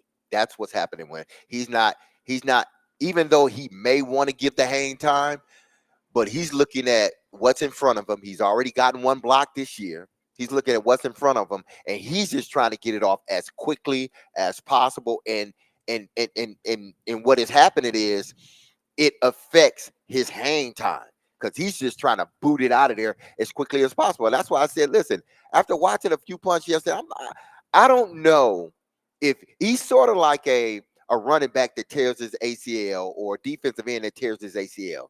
The year after the ACL, you're still not quite the player that you were. Because why? Because you're still thinking about the leg and you're still not quite confident in what you can do. It's not until that next following year that you really start seeing the guy really show what he was or show what he is compared to the previous season. It happened with Taylor Lewan. It happened with Harold Landry. So what makes people think is not going to happen with Ryan Stonehouse when he just got his leg broken last year by doing what? Kicking and getting blocked. So to me, he's still affected. I don't know how you get him out of it. Honestly, bring in competition. Maybe that gets them out of it, but you can't do that until next year. Mark Schlereth was making was hammering the Titans on out kicking the coverage on, I believe, the 44-yard punt return. Yeah. And Willie, you'll get a kick, which I believe is the one that set up the game-tying touchdown, right? So you can argue that the Patriots probably, if the Titans play defense correctly, the Patriots would have had a much tougher time driving the length of the field to get in position to score the game-tying touchdown with a better punt coverage there. But you said 44 yards? I believe it was 44 yards. I mean, that was everything on that. Dustin from Hopkinsville on our text line driven by WilsonCountyHyundai.com says, man, last 2 years we've praised Stonehouse. All of a sudden we're finding something to complain about. I'm cleaning up the word that he actually used. Wouldn't you want to get rid of the ball quick? Dude's got to eat. Doesn't need another injury. Put a good product in front of him that will protect him well. I think, to be fair, I think I was pointing these things out before he got hurt last year. I don't know that it all stems from the injury. I think what you're saying, D-Mace, is natural and absolutely is a factor this year that he's kind of fallen back on, especially having the nightmares of having punts blocked. Just get it out of there. Just boot it out of there. But I'd never have thought that he's been very good at ball placement, direction, the things that separate the great punters today from before. It's much harder on punt returners now than it used to be. Fair to say? I just want to correct Willie quickly. It was a 25-yard return on the punt leading to the game-tying touchdown. So the 44-yard, yes, the 44-yarder was earlier in the game, but 25, it got them to the 50. Okay, you're absolutely right with what you're saying, Willie. You have a guy that, for whatever reason, you could say the last regime didn't coach him up right, didn't know how to sort of develop him. How many times we've said that before at other positions where that last regime didn't do a good job at developing. He said three different special teams. Exactly. So when you haven't developed a kicker with a strong leg and you just let him kick the ball and you don't develop him how to directional kick, how to kick it up high, then he gets injured. Do you think now you can teach him how to do all that stuff? No, because now he just wants to get the ball away as quickly as possible. So again, this may be a problem you cannot fix until next season. That's the way I see it. Whether it's Anderson as your special teams coach or someone else as your special teams coach. This is something that you will not fix until the season ends and you start getting into your offseason. Well, but if I'm Colt Anderson, I don't think that's the answer that sounds real good. It doesn't. It's going to rear itself ahead again before it's over. So they need to address this. Like, the punting game is hemorrhaging them and costing them. Maybe they games. need to go out and get another punter. It's already cost them 2 games at the beginning of the season, and it almost cost them the game yesterday. See, what's going to happen is it may cost Anderson his job, and then the next guy comes in and still can't fix him. Yeah, and then it's going to cost. That's what I'm saying. If you fire Anderson, which they may after the season, I heard Joe and Robbie, and I think it was Joe and Robbie, and they said, well, firing him now, I mean, what does it do now if you fire him now? I mean, they ain't going to do nothing but promote the guy underneath them, and it's still going to be the same special teams. But my thing is, if you are going to get rid of the special teams coach, get rid of the punter too. Get rid of both of them. I do wonder if they've contemplated that. I do wonder. It'd be rare. Like, kickers get fired in the middle of the season all the time. I don't know that punters do very often, but I wonder if they've considered it. They are dead last by a wide margin. If you look at different metrics, they are one of the worst in the last 5 to 10 years in terms of the results. It's only getting worse. Can Brent Kern still kick? Well, he talks to Joe and he talks to Chase and Big Joe every week, doesn't he? Brent Kern still kick? I mean, I have to imagine they've asked. And I think that's what, like, the best kicker or the greatest kicker that I haven't had a chance to play with. Obviously, one was the late Reggie Roby, but I only played a year or two with Reggie Roby when I first got here. I used to watch Reggie Roby when I was little and loved watching him punt, because at the time he was the only black punter, but then 2, he was the only guy that would punt and then hit his stopwatch and to see the hang time. I had never seen that. And he could do it without. He had a very quick release. Exactly. Remember, he was able, without taking all the steps. Too. Absolutely. So, and then obviously the next guy was Craig Hendrick. Craig could directional kick better than anybody. Absolutely. With a knuckleball, he could change the spin. He was ahead of his time. Exactly. My thing's Titans. Go hire somebody like Craig Hendrick, or go hire somebody like Brent Kern. Guys that did it and did it at a high level. Don't go hire your friends that have never done it. These are guys that have been in that room, or at least bring them in as consultants on, hey, this is what you do. Again, you have them sitting in your backyard. Craig is sitting in his backyard, and Kern is sitting in. You have 2 of the best kickers that had ever put on a Titans uniform, and you're not using them as consultants to a kicker with a strong leg, but he don't know how to directional kick. That's just that, to me, that's not using your resources. 615-737-1025 will continue to take your thoughts on the Titans, and we will talk to Teron Davenport, ESPN NFL Nation reporter, coming up at 1 o'clock. But before we do that, We touched on this at the beginning of the show, Derek, and now we'll bring the proud Vanderbilt alum into the conversation. The Commodores are bowl eligible for the first time since 2018. Who you with? Oh, sorry. Oh, that scared me a little bit. It did. It did. I couldn't help it. It just popped out. Sorry about that. Whenever Willie raises his voice, it's I'm never prepared for it. But Vanderbilt defeats Auburn. They are bowl eligible. We will discuss that next. Willie Donick, Derek Mason, Adam Vingan, 102.5, 106.3. The Game.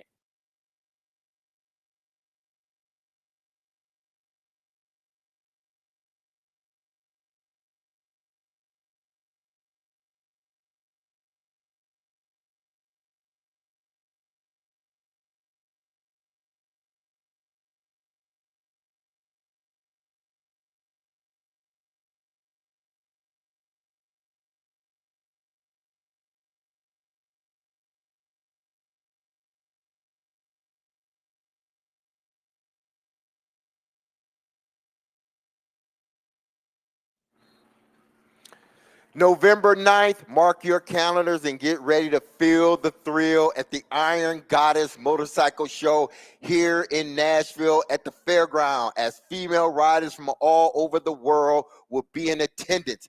By the way, this is brought to you by or sponsored by our friends over at Law Tigers. Come out and see some of these beautiful custom bikes, from choppers to mini bikes, from cruisers to sports bikes. All makes and models are encouraged to come. Get your tickets now at IronGoddessMotorcycleShow.com. That's IronGoddessMotorcycleShow.com, which is sponsored by Law Tigers. Enjoy a day of live music, vendor village, tasty foods, and so much more. Show off your bike in one of their many competitions and win cash prizes. All spectators are welcome, and kids under 16 are free with a paid ticket. So get your tickets today. The Iron Goddess Motorcycle Show.com, which is coming to Nashville November 9th, this Saturday. Mark your calendars. Can't wait to see you there.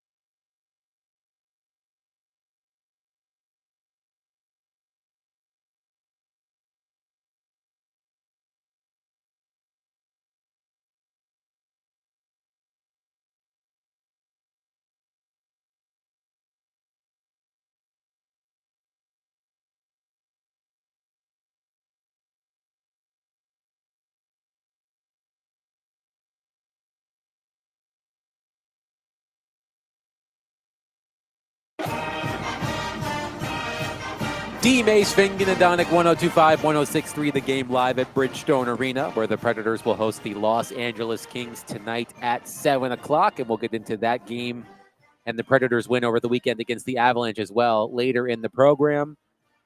Usually we play that music to introduce Clark Lee, who will join us tomorrow at 1:30. But Vanderbilt, winners on Saturday at Auburn, despite being an underdog for some reason. They win 17-7. They are bowl eligible now for the first time since 2018. And by the way, during the break, I was looking at ESPN's latest bowl projections. We have two projections. One of the analysts has Vanderbilt taking on the Baylor Bears in the Liberty Bowl, of course, in Memphis, Tennessee. Another analyst has Vanderbilt taking on Clemson at the Tax Slayer Gator Bowl in Jacksonville. Gator Bowl. That's an interesting matchup, an interesting potential matchup, Clemson versus Vanderbilt. But the fact that we're even talking about projected bowl games for Vanderbilt is a huge step forward. And Willie, you missed this. I think you would appreciate this. Diego Pavia now owns Hugh Freeze, property of Diego Pavia. Yeah. He is now, 3-0, correct? Against Hugh Freeze at New Mexico State and Vanderbilt when Hugh Freeze was at Liberty and now Auburn. So Diego Pavia 3-0 against Hugh Freeze. It was not a pretty game. It was a slog, to say the least. But Vanderbilt, as they have shown themselves to be this season, they like to play that type of game. They're comfortable playing those quote unquote ugly games. They win 17-7. And considering the fact that this team a year ago was 0-8 in the SEC, and the games weren't even close. Really, none of them were. None of the 8 conference games were close. No. And now they're 3-2 in the SEC. They of course beat Alabama in one of the biggest upsets of the season. And I was looking back at the schedule. This is how far we've come in the college football season. Although college basketball season does start tonight. This is how far we've come back in the college football season. I was looking at their game by game. And it showed the loss to Missouri, and it said number 7 Missouri. That's how far back we have to go. Remember when Missouri was in the top 10? Yeah. But Vanderbilt preseason darlings. Yes, Missouri back. Vanderbilt back in the top 25. They fell out after losing to Texas, but they're back in at number 24. So they've actually gone up a spot since the last time they were in. So Vanderbilt ranked again at number 24 and bowl eligible for the first time in 6 years. And Willie, I know that Clark Lee has bigger things in mind for this program than just becoming bowl eligible. They have higher aspirations, but for someone as close to the program as you are, it's still an incredible accomplishment from where this program was when Clark Lee took over to now, to be bowl eligible 6-3 after going 0-8 in the SEC a year ago. Yes, it was a big flip. And I would say that in this day and age, a flip like that is a little easier to do with all the player movement that you have now, but it was a brilliant overhaul of the roster. I think the number was 53 players that were different this year for Vanderbilt than last year. That's an enormous number. James Franklin had a similar flip his first year. They went 6-6. But I think if you looked, he had some guys that had been on the roster for a couple years that turned out to be really good players that he inherited. Jordan Rogers was one. Zach Stacy was one. Jordan Matthews was one. So if you go through, he had some guy. He had the foundation. Whereas when Clark Lee came in, he was inheriting an 0-10 team that was in complete disarray, and then had another exodus last year of some really good players and had to almost start over. So it's a brilliant job that they've done, not only from a coaching on Saturday perspective, but from a GM perspective. We had Barton Simmons on, their GM, who was the right-hand man for Clark Lee.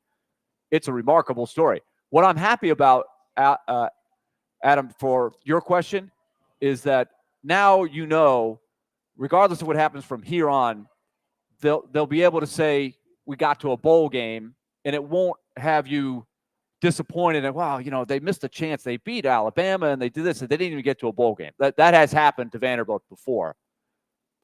And now it has you hungry to say, well, where can they take it now? They've got 3 tough games left. They're an underdog this week, as I told you they would be, against South Carolina, who had a massive win. to take out the last undefeated team in the league, and that was Texas A&M, undefeated in league play. And then they've got at LSU and then Tennessee to end the season. So 3 very difficult games. I don't know if they'll win another game. But when you use the term slog, Adam, let's tie it into our last segment. Why did they win the slog? Special teams. No question about it. Their punter had an unbelievable game. He changed the game. He pinned them inside the 5. I should say he pinned them inside the 3 twice. He had him on the 1, got him at the 2. And, of course, you don't do it as alone as a punter. The guy has to get down there and down it. But it was 7-7. Nobody could really mount a drive.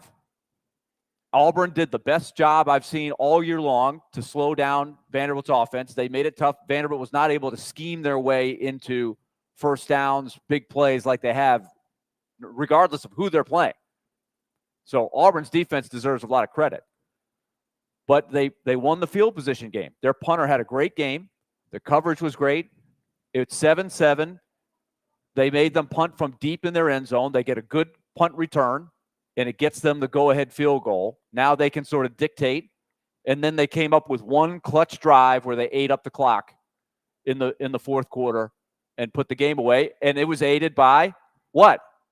A special teams screw-up by Auburn, not knowing the rule. And their best defensive player, he was all over the place all game long. He was a big reason that Diego Pavia and those guys couldn't get much going. But he leveraged, he jumped on his teammates' back and tried to jump up and block the field goal. And that was a killer for Auburn. So if you just don't hand the game over to the other team, it's amazing what you can do. So what you're saying is that Brian Callahan could use some pointers from his friend Clark Lee. Well, it just shows you how important Possibly, special yes. teams can be, right? Yes, Oh absolutely. yeah, and I'm sure And everybody not big understands. screw-ups. Yeah, I think everybody understands. We do have a texter who just said, "Why don't the Titans draft the Vandy punter?" Vanderbilt has had, I mean, this is a running joke, right? Because the punter gets a lot of action at Yeah. Vanderbilt traditionally over the years. And they have had great punters through the years. And this Australian connection that they've got, this is the thing. Not just at Vanderbilt, but throughout college football. These Australian guys, Yeah, you want to talk about these directional. Aussies know how to punt. It's incredible what they can do. Yeah, I mean, listen, they're gonna have to figure something out if Stonehouse don't figure it out himself. And I don't think it's just as easy as changing a special teams coach. Now, again, you can do that if you want to, and I'm not going to sit here and have an argument against them firing Anderson. But if you don't make sure the kicker, because ultimately the kicker is the reason why a lot of these things are happening. He's getting no hang time whatsoever. And if you've never covered a punt, it's hard to cover a punt when he's kicking it, when he's out kicking the coverage. There's a reason why they use the phrase out kick the coverage. And then you have no hang time. That's a recipe for a disaster. I don't care what your special teams unit looks like. Because if I got a 10-yard or 12-yard running head start, basically I'm an average 10 yards per pop. And that's good. That would be leading the league or somewhere in the top 5 as far as punt returners. Am I right or am I wrong? I think I'm right on that. If indeed they still, if that's still sort of the way they calculate it, and I'm sure they do calculate it that way. So just because you change the special teams coach, if you don't change the kicker, or if the kicker don't get it right, you're going to be changing the special teams coach again.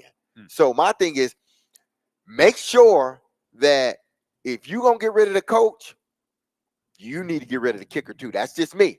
That's me. I let them both go to the rest of the season and see how it works out. And if you're still having these problems where he's not getting hang time, where he hasn't learned to directional kick, then either I'm getting rid of both of them or I'm bringing in competition the next year. Well, just not to take it away from Vanderbilt, but I have seen very poor special teams at Vanderbilt and kicking. But that has been a strength for them this year. Their defense has come a long way. Clark Lee being the defensive coordinator, I think, has been a big plus for them. I don't see a team loaded with great defensive talent, but collectively they're doing a good job. Auburn, offensive-wise, and this is Hugh Freeze's thing, is supposed to be prolific offense, and they're struggling right now. That Auburn has got some issues. They were not too happy down there. They had a great crowd. It was packed to the gills. There were no empty seats, even though Auburn has struggled. But they weren't real happy at the end of the game because they only scored 7 points. Vanderbilt got big stops, and they're playing well. So I'm really curious to see what happens. They're a little banged up. South Carolina's coming in on a roll. Then Vanderbilt gets a bye week, which I think will do them a lot of good before they face LSU and Tennessee. And I can already tell you right now, Tennessee, who will, I think, be in the playoff picture going into that game on Thanksgiving weekend against Vanderbilt at home with the season Vanderbilt's having. I'm trying to remember the last time there was that much at stake in a Vanderbilt-Tennessee game where both teams were in that position. When Vanderbilt beat Tennessee, I want to say 5 out of 7 years recently. But there were not great Tennessee teams. The only one that really hurt Tennessee was a Butch Jones team that was in the top 25. Kamara was on the team. Josh Dobbs was on the team.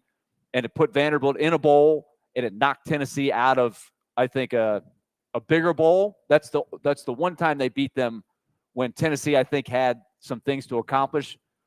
Vanderbilt has beaten some Tennessee teams that weren't really going anywhere. I think this one's going to be pretty special, I think, atmosphere-wise, the way things are developing right now. There could be major implications when Tennessee visits Vanderbilt in what, three weeks? Thanksgiving weekend. So Okay. is that 3 weeks? Yeah, I think, about I think 3 so. weeks. So that is, I mean, with the new system, unless Tennessee screws it up, which I don't think they will, even if they lose to Georgia, I think they're still going to be in the, quote, playoff picture, right? Yes, that game is Saturday, November 30th at Vanderbilt. Tennessee has left on its schedule. They're home to Mississippi State. They're at Georgia next week, November 16th, home to UTEP, and then at Vanderbilt to close out the regular season on November 30th. So as long as things progress the way they have for both programs, that is going to be one hell of a game at the end of the month. 615-737-1025. Coming up next, we'll talk with Teron Davenport, ESPN NFL Nation Titans reporter, get his thoughts on the Titans' win against the Patriots and all of the injuries that they are dealing with now to key players. Willie Donick, Derek Mason, Adam Vingan, 102.5, 106.3, The Game.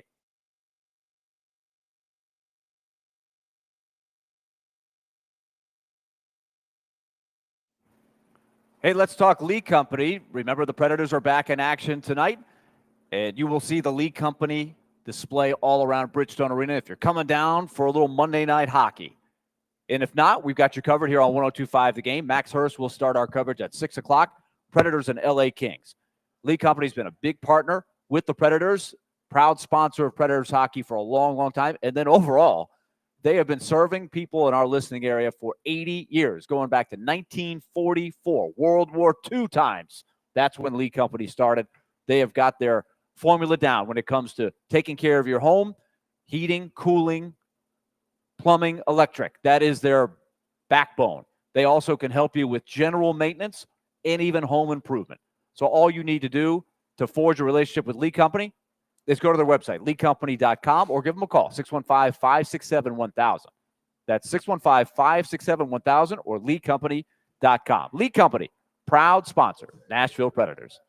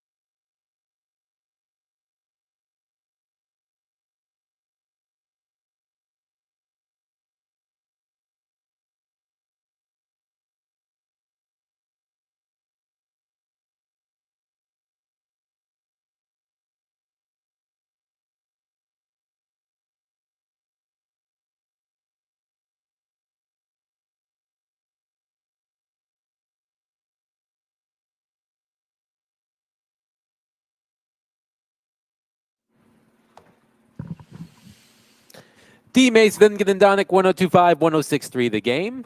Broadcasting from the Busy Bee Plumbing, Heating, and Air Conditioning Game Nashville studios, home of the $99 yearly Beehive membership, where the buzz is always about great service. Willie Donick, Derek Mason, and Adam Vingan here with you on Monday, live from Bridgestone Arena, where the Predators will host the Los Angeles Kings. Tonight at 7, puck drop again is at 7. Pregame is at 6, I should say, on 102.5, 106.3 The Game. But joining us now on our phone line, driven by Wilson County Hyundai.com, our friend Teron Davenport, ESPN NFL Nation Titans reporter. Teron, I was struck by how emotional Brian Callahan was after the game yesterday. Clearly, he needed that win. What do you think the win yesterday meant to Brian Callahan, considering all of the issues that the Titans have had this season and the losing streaks along the way? Yeah, I mean, he made it clear it meant everything. And he said, just look at him, I needed it. And you could tell that the week of preparation and just the frustration that they had leading up to it, and it was just something that they really needed, and especially the way that they did it, finally being able to finish. Those are all things that they have been waiting to see come together, and that's what the team did. They came together, they were connected, and when things went wrong, they responded, and it was a positive response. We did receive some terrible injury news on the Titans front. Lloyd Cushenberry suffered an Achilles injury. It was reported in multiple places, and he will miss the rest of the season. Quandre Diggs, according to NFL Network, a season-ending Liz Frank injury that will require surgery. So Quandre Diggs and Lloyd Cushenberry are down for the rest of the season. I know the expectation is that Daniel Brunskill will replace Lloyd Cushenberry at center once Dylan Radins is available to play. But on the Diggs front, I mean, what are the Titans going to do in the secondary to replace Quandre Diggs, especially considering they're also missing L'Jarius Sneed? I know they play different positions, but they're missing L'Jarius Sneed and Chidobe Awuzie back there as well.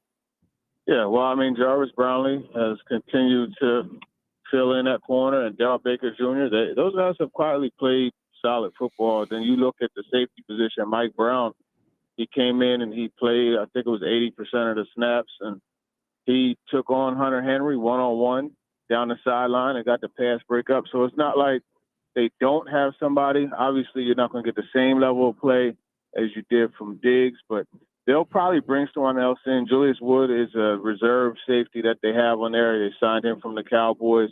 But who knows? Maybe Matthew Jackson makes his way back.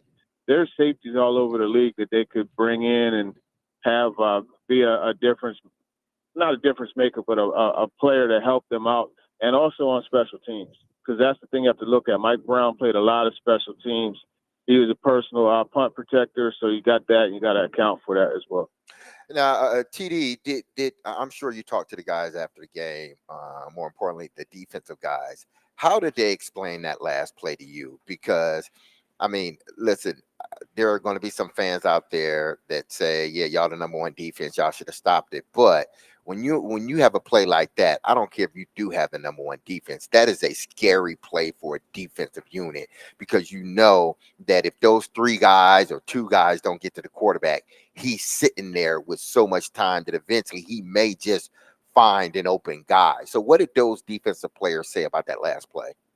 Yeah, the DBs that I talked to, they just said that they were working the plaster, but they made a good point. Like, it's always hard to cover. And then when I told them that it was 11.5 seconds, they say, yeah, see, so how it's tough to cover a guy for 11.5 seconds for that long. And they were just trying to plaster. But then, up front, they had an opportunity to take Drake May down, but he was able to elude it, and he kept extending the play.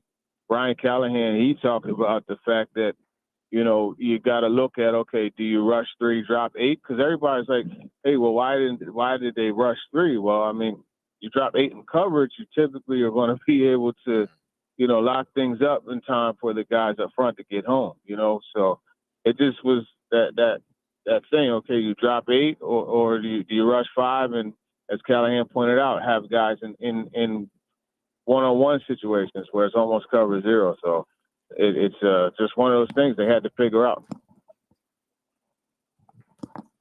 We'll talk with Teron Davenport discussing the Tennessee Titans' second victory of the season after, 8 weeks now. Now, obviously, the Titans have a bunch of problems, TD. But then as insult to injury, you have your starting center go down, Cushenberry. They put Levine in, but, I don't know if it was a situation where, the guy was just rushed into duty and he didn't look so well, or if he's just not the guy for the center position. How do you think they handle this moving forward? Do you think they move Brunskill back over once Rating comes? Yeah, I think that's really going to depend on Radens and what happens there. Brunskill has actually served as the backup center since training camp, and that was the whole reason. Because everybody was like, "Well, why not put him on right tackle or right guard?" Well, no, they had him working at backup center, right? And so, remember, he could play every position, so he'll probably be the guy at center, and then you'll turn around and have Radens back and the rotation at right tackle. But if that's not the case and Radens isn't back, then Brunskill will remain at right guard. The right tackle will be what it is, and you'll have Corey Levin at center. He's on the practice squad. They have another elevation, but there's going to be a spot that opens up, right, when you look at what happens with these two getting placed on IR. So I wonder if they bring out a guy like a Cole Spencer, like sign him back to the practice squad, elevate Levin, and then work it that way.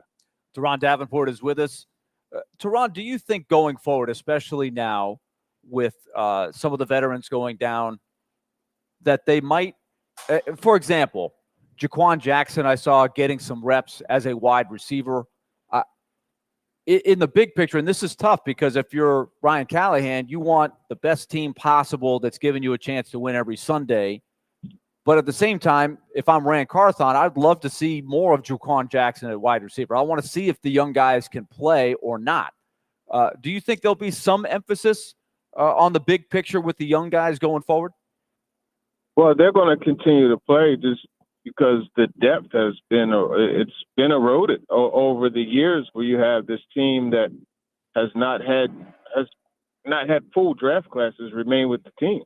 So they're going to play either way. Bryce Oliver was signed to the active roster as well, and you saw both of those guys working some X and other positions. So yeah, I mean, I'm sure that the guys upstairs, they want to see what the young guys could do, but I believe Brian Callahan wants to as well.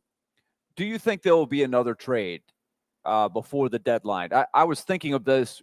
I thought Arden Key had a good game yesterday, very active. I believe he is on either an expiring contract or one that is very tradable that could be attractive to somebody trying to load up. I'm just thinking of him, but what are your thoughts on the chances of another trade or two? Yeah, it's possible. Arden Key, he's been on a tear too. His last 3 games, he has 4 sacks. So you do have that. I don't think they trade anybody, honestly. I think they just remain as it is, unless, of course, one of those deals come that gives them extra draft picks and significant draft capital, because that's all it's about right now when it comes to any trades they make. It would be to acquire draft picks. They came in having 5, and, they have 8 now, and it's more swings, more at-bats, right? And that gives you more shots to hit home runs. Under the umbrella of young players, how do you think Jarvis Brownlee is progressing? He's getting in there. They're going after him just like any team would go after a young rookie. He's physical, but he gets a little too physical at times. Do you think he is potentially a piece that could be around for a while? Yeah, I think he's going to be around for a while. And as he continues to get adapted to the league, he'll see how to go about handling those calls, when you get too handsy. And remember, he's a guy that, he said he sees his game very similar to L'Jarius Sneed. And we know what happens with Sneed as far as getting hands on people. So I think going forward, he's going to be fine. The thing he does have to work on doing is trusting his eyes. And as Denard Wilson said, there's things that he's never seen before. So it's tough to critique him if he's going against something that he hasn't seen before and his reaction isn't exactly what he's supposed to do. But all along, it's going to get better for him. And I think this time playing is really good for him, especially like doing so as a rookie and playing so young. I saw Mark Schlereth do a couple of replays where he showed some of the things that the Titans were doing with stunts and twists and things like that. Yeah. And I thought Jeffrey Simmons had his best game that I've seen in a while. And I'm asking you, do you think they have found some ways to get him freed up a little bit more, or do you think it was just the Patriots are that bad? No, I think it's both. They found ways to get him freed up more, and he's playing well. And actually, Amani Hooker, and I pointed this out on Twitter because I want people to see what he's talking about when he says, the sacks are good, but he wants to impact the quarterback. And Amani Hooker's interception was a good example, and it's perfect because you brought up this twist and stunts. And, he was on the left side like a 5-tech, and he looped inside, and he ended up getting right into Drake May's vision, right? And, he anytime the pocket collapsing from the interior, they hate it. And that's what he gave Drake May, and Drake May rushed the throw, and Hooker got the easy interception. And everybody's going to point to Hooker. He made a great play, and he did make a good play, but that doesn't happen if Jeffrey Simmons doesn't get the pressure. Teron, were you surprised that Will Levis was inactive yesterday? I wasn't surprised that he was inactive once Saturday we found out that it was going to be Mason Rudolph. I'm sorry. I guess I'll rephrase. Were you surprised when we found out that Trevor Siemian was going to be elevated from the practice squad and that Will Levis was unlikely to play, through the course of the week? I did get surprised because he did. He threw, all 3 days, and I remember watching him at one point, and he was launching them down the field like, it wasn't just soft toss. He was throwing the football, and he said that he felt good, and he was, he said it was his decision. Callahan was like, oh, well, that's my decision. And, that being said, he felt that he was okay just as far as being able to go out and throw the football. And I figured that he would play when he said that. It was after the Colts game when Will Levis mentioned, I believe it was on a late interception, that his shoulder was bothering him a little bit, and that may have had played a role in the interception that he threw. It does feel like, though, that at that point it felt like Will Levis from afar. It felt like Will Levis and Brian Callahan may not have been on the same page about his availability or his, being able to go through a whole game. How do you feel like that dichotomy has gone over the past few weeks with Will Levis being out of the lineup and also him saying it's my call on whether or not I can go? Yeah, it wasn't them not being on the same page, actually. It was Levis. He felt that he was good to go, and Brian Callahan pointed it out correctly when he said, a lot of times you do feel that way, then you get in the game and you have to use something that you can't really simulate in practice, and that's when it's like, oh, wait a minute, it's not as good as I thought it was. So that's more or less what happened there, and he explained that, and I get it, So it was more of a matter of just Levis not truly understanding or feeling where he was as far as being able to do some things in games that he thought he would be able to do and that he wasn't able to simulate in practice.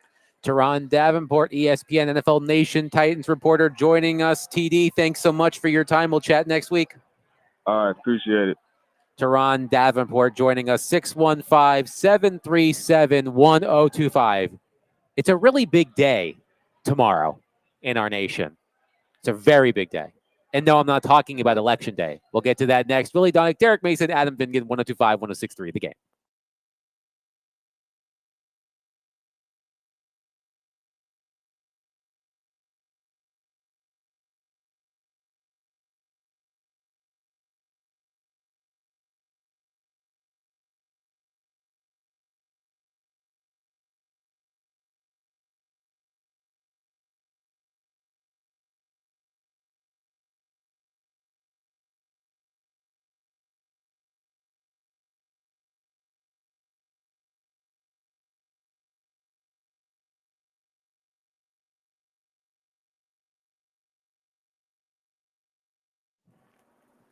Let's tell you about F&M Bank, banking made easy on purpose. Thankfully, Mason Rudolph threw 2 touchdown passes, and I got at least part of my take it to the bank last Friday correct. And I'm way behind in our competition. But F&M Bank will continue to sponsor it, whether I stink or not. And F&M Bank has done a lot of great things in our area, one of the things that they like to emphasize, it's banking made easy on purpose. Their business means more to them. Your business means a ton to them. They like to set up right in the middle of communities: Springfield, Mount Juliet, Murfreesboro, West End Avenue in Nashville, 6 locations in Clarksville. They want to make your life easier when it comes to your finances, whether it's for business owners who need a business-to-business loan, whether you need a HELOC for your home, or whether you're just trying to find ways to save money in a simple way, like the Smart Swipe debit card. They've got a lot of different ways and tools to do that. Banking made easy on purpose. F&M Bank. Just go to myfmbank.com and find the nearest location towards you. They've got 20 in our listening area. myfmbank.com. It's F&M Bank. Equal housing lender. Member FDIC.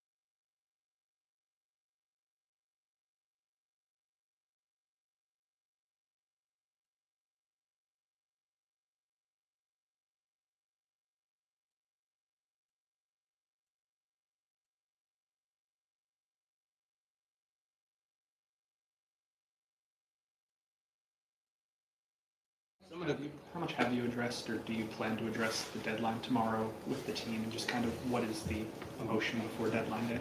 Yeah, it's all part of the business. The players are aware, they understand, they know. I won't address anything unless there's something to address. If we had something to address, then I will. And I can't say whether or not there will be or there won't be, but I just know that it's part of the business. It's not a fun part of the business, and you just try to be as transparent as you can and let guys know what's happening if there is something that happens. That was Brian Callahan earlier today discussing the NFL trade deadline, which is the only thing that's going on tomorrow in our country. The only thing. The only thing that's happening tomorrow. Nothing else. Nothing else. Nothing else important is happening tomorrow. Maybe basketball. There's some college basketball. College hoops. Happy opening day to college hoops Yes, tonight. very excited for the opening of college Who's basketball Duke season. got? Adam? Duke has the Commodores have Maryland Eastern Shore tonight. always a tough Opener. matchup when you play Maryland Eastern Shore. But Vanderbilt did lose the opener last year to Presbyterian. So the Blue you never know. Hose. The Yeah. Blue Hose. Duke plays Maine this evening to open. Somebody's the going to season. get beat. Yes. Somebody on November the 4th is going to get beat. But you know what? I don't know why they start on November the 4th. But And you've got all these new players. Somebody's what? going down. But you know what? It don't mean nothing in basketball. You can lose early to Maine. You can lose early to Presbyterian. It doesn't matter. It really don't know. doesn't. Listen, Vanderbilt lost I've to seen- Grambling a couple What I'm years saying ago is when that they had a chance to get in. And No, what I'm saying is that- that was definitely used against them. if you do what you're supposed to do moving forward, you rather lose early in college basketball than late. Yeah. Because they figure But not to early, Presbyterian. but it all depends on how Presbyterian does during the season. Right. You know, so And how good you are. You can Exactly. overcome if you're good. absolutely. So in basketball, I don't look at the first month of basketball. It's like, okay, whatever. It's after But that. but the committee, and don't get me started on the committee. Oh my goodness. But the committee will tell you that the games in November meet exactly the same No, as they the games in. don't. But no, they But they by the tell you metrics, that, that's yeah. what they say. tell you that, but they know good well They it don't mean weigh. anything. They used to weigh how you played in your final 10. They don't do that anymore because it's to try to be fair to the smaller teams. But Let's it's save this messed argument. up. Let's save this argument for March. Yes. because Okay, I'm- fine, I'm- because I'm we fine, can get into it. I'm We fine. can sure get we're into going it. to have it. But when Duke loses tonight, you better believe. All I know is that for us college basketball sickos like Willie and I, all the games matter starting tonight. So happy college basketball season. But tomorrow is the NFL trade deadline. And the Titans were struck early in the NFL trade or in the trade market. They traded DeAndre Hopkins to the Chiefs and Ernest Jones to the Seahawks. And I'm wondering if there's anything else that they could do before the deadline, which I believe is 4 p.m. Central or might be 3 p.m. Central. The trade deadline will still be going on during our program, so we will bring you all updates on the NFL trade deadline tomorrow during our program. But I'm wondering what the Titans could do. You mentioned to Teron, Willie, Arden Key, who's been playing very well, perhaps playing well enough to get himself out of here. His stock is up. I'd say strike while the iron's hot. Correct. He's a tradable guy, don't you think? Landry, we've talked about Harold Landry. Landry, the other team probably has to think, okay, do I like his contract? I got issues with his contract. That's more complicated. Arden Key is the classic rental that you could grab that might, in a situational deal, you never have enough edge rushers. Yeah. If you're loading up, could you get something for him? Maybe. I don't know. I'd be looking around at that. I'm not sure how many, moves the Titans can make. Again, they're injured at key spots, so they can't afford to just, even though they will be getting draft picks back, they can't afford to just give away players. You see what I'm saying? I could see if this was a fully healthy team and they were not doing well, and then you could possibly move pieces because you got guys behind them that can come in and fill the slot.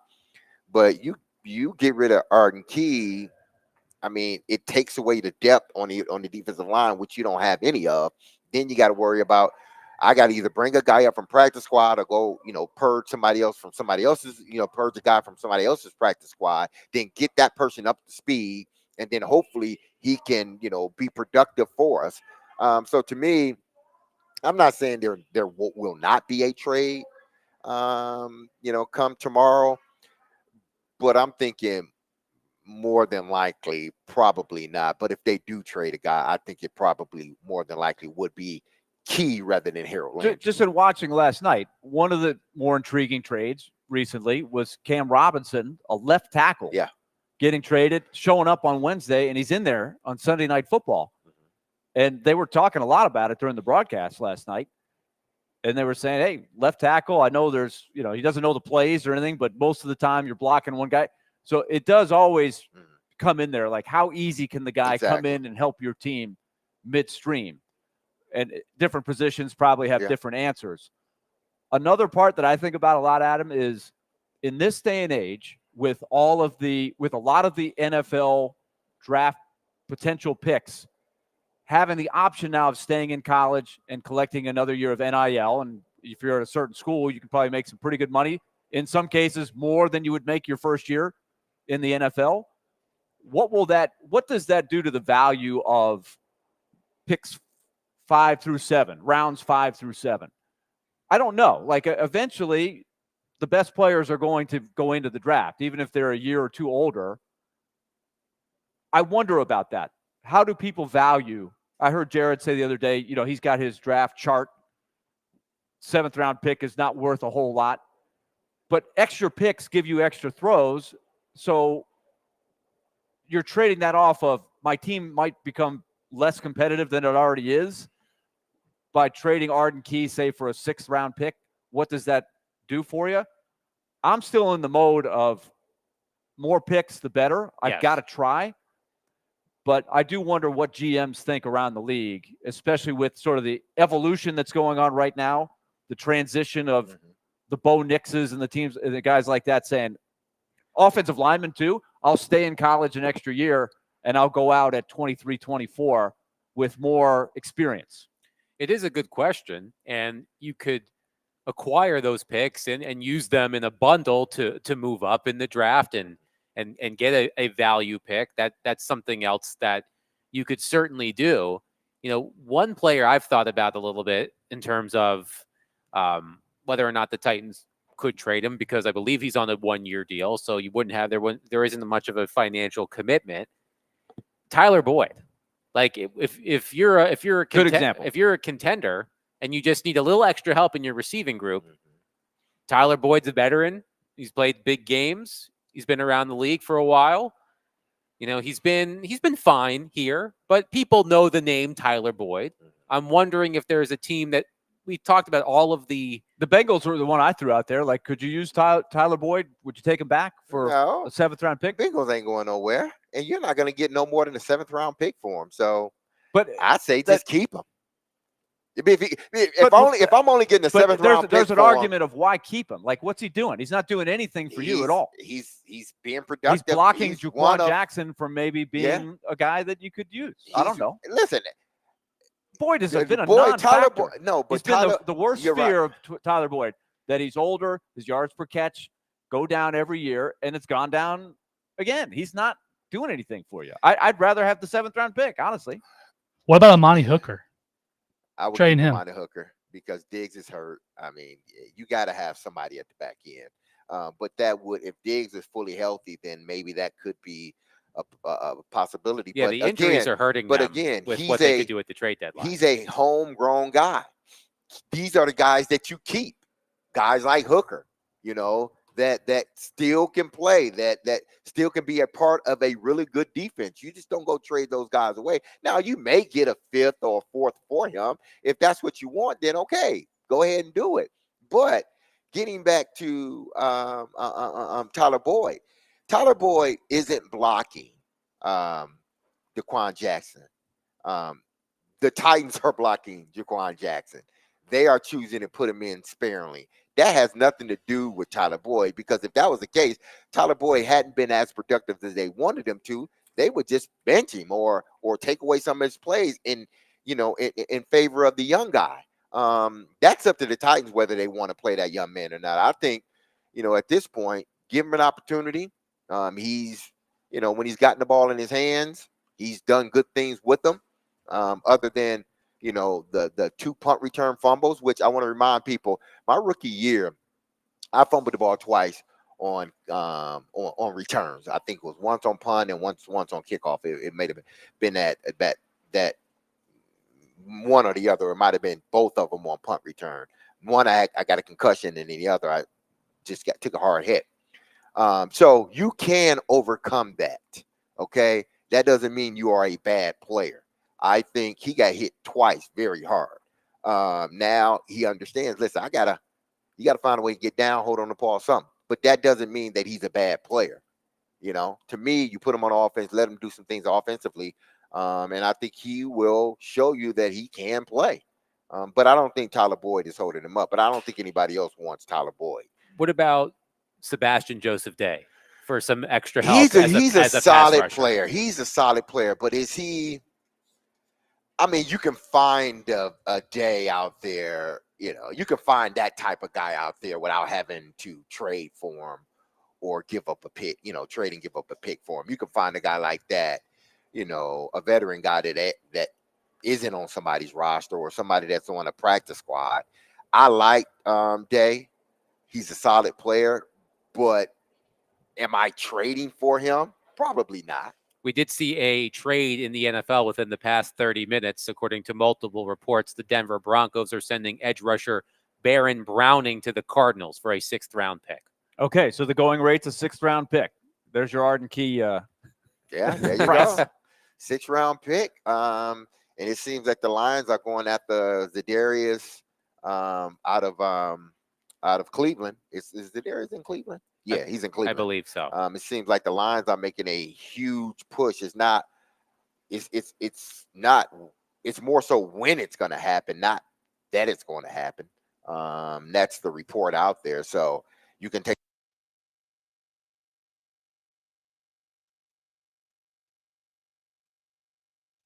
how many other teams out there, playoff teams, needs an edge rusher that will be willing to give up more than a 7th-round pick for Arden Key. I think that the Lions are a really good example of a team that I would think has got to look at the landscape. You look at the 49ers really struggling to get it together. Yeah. They've had injury. Like, this is your year. This is an opportunity. You may not win it, but it won't be because the field – it's open for them. It's there for the taking for the Lions. So do you go for it? I would. And they're young core. They're going to trade your young core or anything, but you've got, an Arden Key could help them, don't you think? Just that extra guy that could make a big play for you. He can help, but if you're talking, which guy am I going after, based upon the productivity over the career, I'm going for the Cleveland guy over Arden Key, and I think Arden Key's a good player. I really do. I think he's a good player. Arden Key to me is one of those guys that you sign back next season to a 1 or 2 year deal and let him be a situational guy. You do need placeholders, right? Yeah. While you're struggling, you can't just have all guys off the street because you'll get absolutely clobbered, and then you do have to have a total overhaul. So that's the balance of picks and placeholders, because that's all they have right now. That's the unfortunate thing. Is they just don't have a nucleus of young players that they're building around. The NFL trade deadline, by the way, is 3 p.m. Central tomorrow. So we'll be hot and heavy during our program when it comes to the trade deadline. But Derek, you mentioned this in one of your responses, that all of these injuries do put the Titans in a precarious situation. Mm-hmm. If they were fully healthy, you could afford to trade a couple of these guys. But now that you're asking the depth pieces to take on bigger responsibilities, there are fewer players to trade. And to Willie's point, I know that there are Titans fans who want them to lose, but you do have to field a product for the next, how many games do they have left? 9? You do have to field a product. It doesn't have to be a great product, but you do have to field a product. So it feels like the injuries have come at a bad time too, because maybe a player who would have been available for the, from the Titans may not be available because the Titans need that player to play meaningful minutes.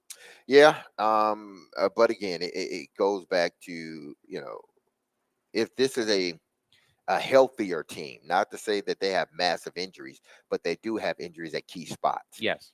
If they are a healthier team, then you probably have a little leeway to trade one of your rotational guys or one of your starters, if you're talking about Arden Key. But now they're in a situation where, okay, we can trade them, but then who do you put in that space? And then to me, it's the question. It's really, if you make I'm gonna say this: if you trade Arden Key or Harold Landry, you're you are signaling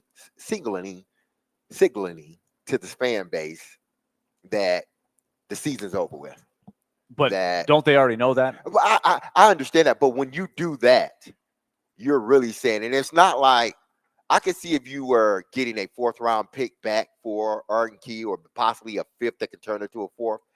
I can see that. But if you're not getting a 4th or a 5th, then I don't see no need of trading them. I really don't. And but that's just me. I am the opposite of the LA Rams, the Uh-huh. F them picks Rams. I am the opposite of those Rams. I am the get them picks Titans. That would be my. Well, they need them. They need them. And look, you're like Willie makes a great point. I believe Michael Lombardi on his podcast has talked about this quite a bit, Willie. Yeah. The idea that late round draft picks are not as valuable because the players who would have been in those positions are staying in school longer. But eventually they will come out. So I disagree with his philosophy. He did make that point. Uh-huh. But eventually those players, the best players, are going to come into the league, and you will have older. I feel like you will still have 6th round picks, 7th round picks that hit. Not as star players necessarily, but useful depth pieces. That's really the mentality. You know, you can always say, well, Tom Brady was a 6th round pick. There's always that. Or Cortland Finnegan was a 7th round pick. Yeah. Yeah, there are those guys. And the more chances that you have, the more chances you might hit on one of those. But more often, you're just looking for, is this a guy that I can have as a really good special teams player? Or can he be a good role player, my 3rd safety, my 4th corner? Those things add up big time. If I'm like not Brownlee, like right. if Jarvis Brownlee, who is, I think, the guy that they got for Bayard, the pick that they got for Bayard. And Jaquan Jackson as well. Jaquan Jackson was a part of that trade as well with the 6th round pick, if I'm not mistaken. If those guys turn into just useful players that keep you from having to go shopping on the street for the Trey Averys of the world, or who can I get to just fill a hole because I'm desperate, that you're a mini step ahead. So the more picks you have, it's the only way you're going to get better. 615-737-1025. Talked about the Titans winning. We've talked about Vanderbilt winning. The Predators were also winners over the weekend. A 5-2 win against the Colorado Avalanche on Saturday. The Predators are back in action tonight. Only one of 2 games in the NHL tonight. We will preview the Predators matchup against the Kings. Coming up next, Willie Donick, Derek Mason, Adam Vingan, 102.5, 106.3, The Game.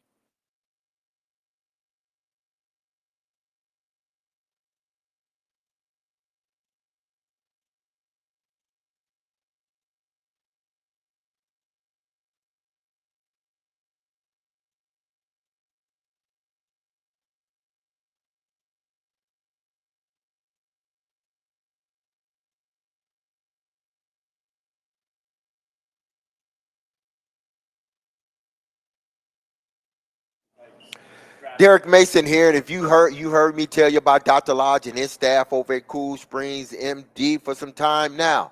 If you have set out to lose weight, chances are it's not your first time setting a resolution to shed some extra pounds only to face disappointment. But at Cool Springs MD, Dr. Lodge and his team understands the frustration of the cycle, and that is why they offer a different approach to weight loss. Their comprehensive weight loss program is led by Dr. Jeffrey Lodge and addresses the root cause of weight gain. With tailored nutrition, exercise, blood test supplements, and more. They will customize a program specific to you and you only. So connect with Dr. Lodge at CoolSpringsMD.com today to schedule your appointment for a personalized weight loss plan just for you and no one else. That's Cool Springs MD, where your weight loss journey becomes a success story.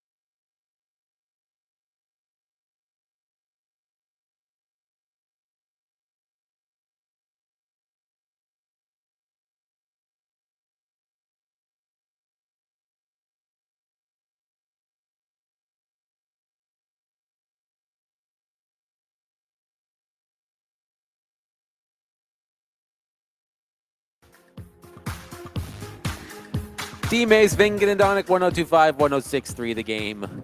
Our final segment. Stoneman and Company coming up next on 102.5, 106.3 The Game. The Predators are back in action tonight against the Los Angeles Kings.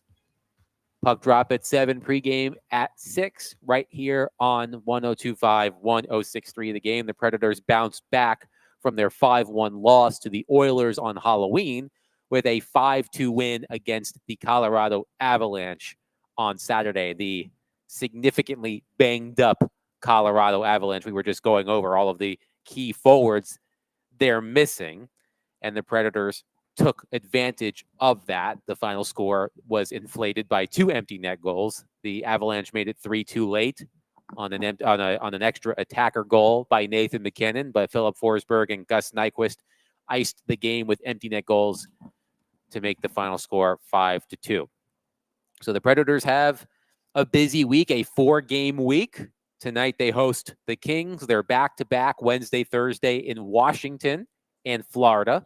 And then they're back home on Saturday to take on Utah. The Predators' first look at the Utah Hockey Club. But once again, Andrew Burnett went to a different second-line center. Willie, correct me if I'm wrong. Juuso Parssinen was the 4th different starting second-line center that he has used this season. He started with Tommy Novak. Colton Sissons has started some games at that position. Steven Stamkos started a game at second-line center. And now Juuso Parssinen got a crack at playing second-line center. What did you make of Parsonen's audition playing in between Steven Stamkos and Jonathan Marchessault on Saturday? Had some flashes of good moments. I think I heard Andrew Burnett say in the scrum this morning that he felt like Parssinen sort of wore down a bit as the game. He hasn't played a lot of games, so he was maybe a little bit spent by the end of the game. I thought he worked very hard early in the game and there was one particular power move where he had a wraparound. That's what he can do. And so I think it's worth another shot tonight. Let's see. Colton Sissons being moved down to the 4th line in place of Michael McCarron seemed to have a positive effect. That was the biggest goal of the game. Nashville did not by any means solve their 5-on-5 issues of connectivity and all that stuff. It was modestly better. They willed themselves. Their edge, their battle level was much, much better on Saturday. And they made some big plays on the power play. And they got the big goal from the 4th line with Sissons. So we'll see if Parssinen. I believed in the offseason that Parssinen eventually would get this shot because I think Tommy Novak is a guy they would like to keep in that top 9 role, that 3rd line center where he can maybe sneak around and be that sneaky source of offense. It's not ideal, but I think that might be where he's best suited. And so Parssinen is the guy that's got the skill set to maybe be the 2nd line center, but we'll only wait and see. We'll see what he does with the opportunity. Is that the only change that they've made, the Parssinen moving him to center? Well, they took Michael McCarron out of the lineup because he's been struggling, as we've documented. Colton Sissons started at 4th line center between Zachary Leroux and Cole Smith, and that's the type of role that on a deeper team that Colton Sissons should probably play. I mean, he's a 3rd or 4th. He's a utility player. You can put him anywhere in the lineup, but if the team is loaded and he's a great 4th line center, then that's the mark of a deep team, and that's how you should beat a team like Colorado in the position they're in. Okay, I want to know like how long. Where's the mark at where, okay, I'm not making any more changes unless it's injury related? Because I know we're still early in the season. I get it. 13 games in, somewhere around there. But there seems to be lineup changes just about every 2 to 3 games. So when does it come a point? Because I don't know. I'm just looking at the changes that Bruno's making, and he's trying to find the right combination. I get that part. But when is it like, okay, we just got to play with what we have? We can't keep inserting, pulling guys out, putting guys in. When does that point come where you got to stop? That's a good question. And Brunette has certainly been willing to shuffle his forward lines and his defensive pairs, but we'll talk specifically about the forward lines here. He's been doing that quite a bit. And Willie, correct me if I'm wrong, he's even mentioned at some point in the season that maybe maybe at times he's overthinking his line combinations. I mean, for me, to answer that question is I need to find a second line that can be productive at 5-on-5. Again, if I'm not mistaken, Steven Stamkos, who has been the lone constant on that second line, players have been shuffled on and off that line, but Steven Stamkos has remained on the second line. So I sort of use him like I've been using Michael McCarron as the fourth line. I'm using Steven Stamkos as the second line. Steven Stamkos has been on the ice for only one Predators goal for at 5-on-5 this season. And it was Gus Nyquist's goal in the second period in Tampa last week. Right. So until they can find a second line that can adequately score at 5-on-5, I think you keep looking for it until you find it. And the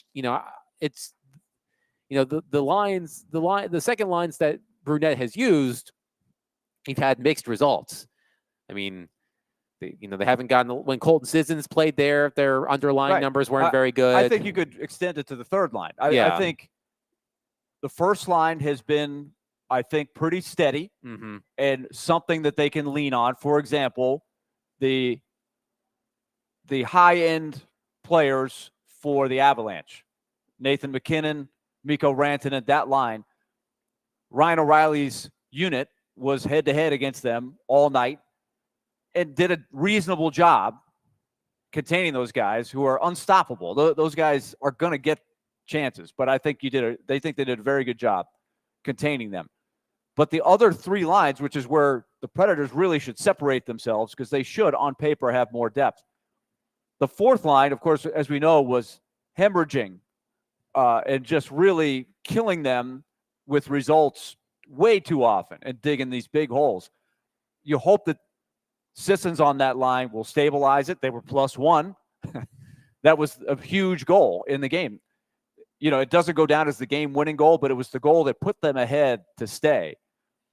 So you hope maybe you've stabilized that fourth line. Now it's time to figure out what's going on with lines 2 and 3. If you're going to put Novak on the third line, which it looks like they're going to, that line of Jankowski, Novak, and Evangelista, that was money last year when they were playing well. Those three have not captured the magic or anything close to it right now. That has to change, but that's a difference-making line that hasn't done anything yet. They have scored 12 goals 5-on-5, the Predators. They've given up 28. Jeez. That's not good. That's hard to overcome. Yes. That's why their record is what it is. And so the second line, I agree with you, Adam, but then they're going to have to keep tinkering. This is why I think Parsonen's got such a huge opportunity here. If he can just do anything to get that line going, that's going to make a big difference here. Absolutely. And we'll see what the Predators... And they're playing a team that has depth at center tonight, by the way. You have Anze Kopitar, who seems to never age. No. He's having an excellent start. Philip Deneau is a rock-solid two-way center who's on the second. And then an up-and-coming, they think, star in Quentin Byfield. So L.A. has been a solid 5-on-5 team. I think that is where the game is really going to hang tonight. Can Nashville hang with the depth of L.A.? Kings and Predators tonight at 7. Coverage starts here with pregame with Max Hers at 6. Stillman and Company coming up next, 102.5, 106.3 The Game. Be loved, love on your people. Have a wonderful and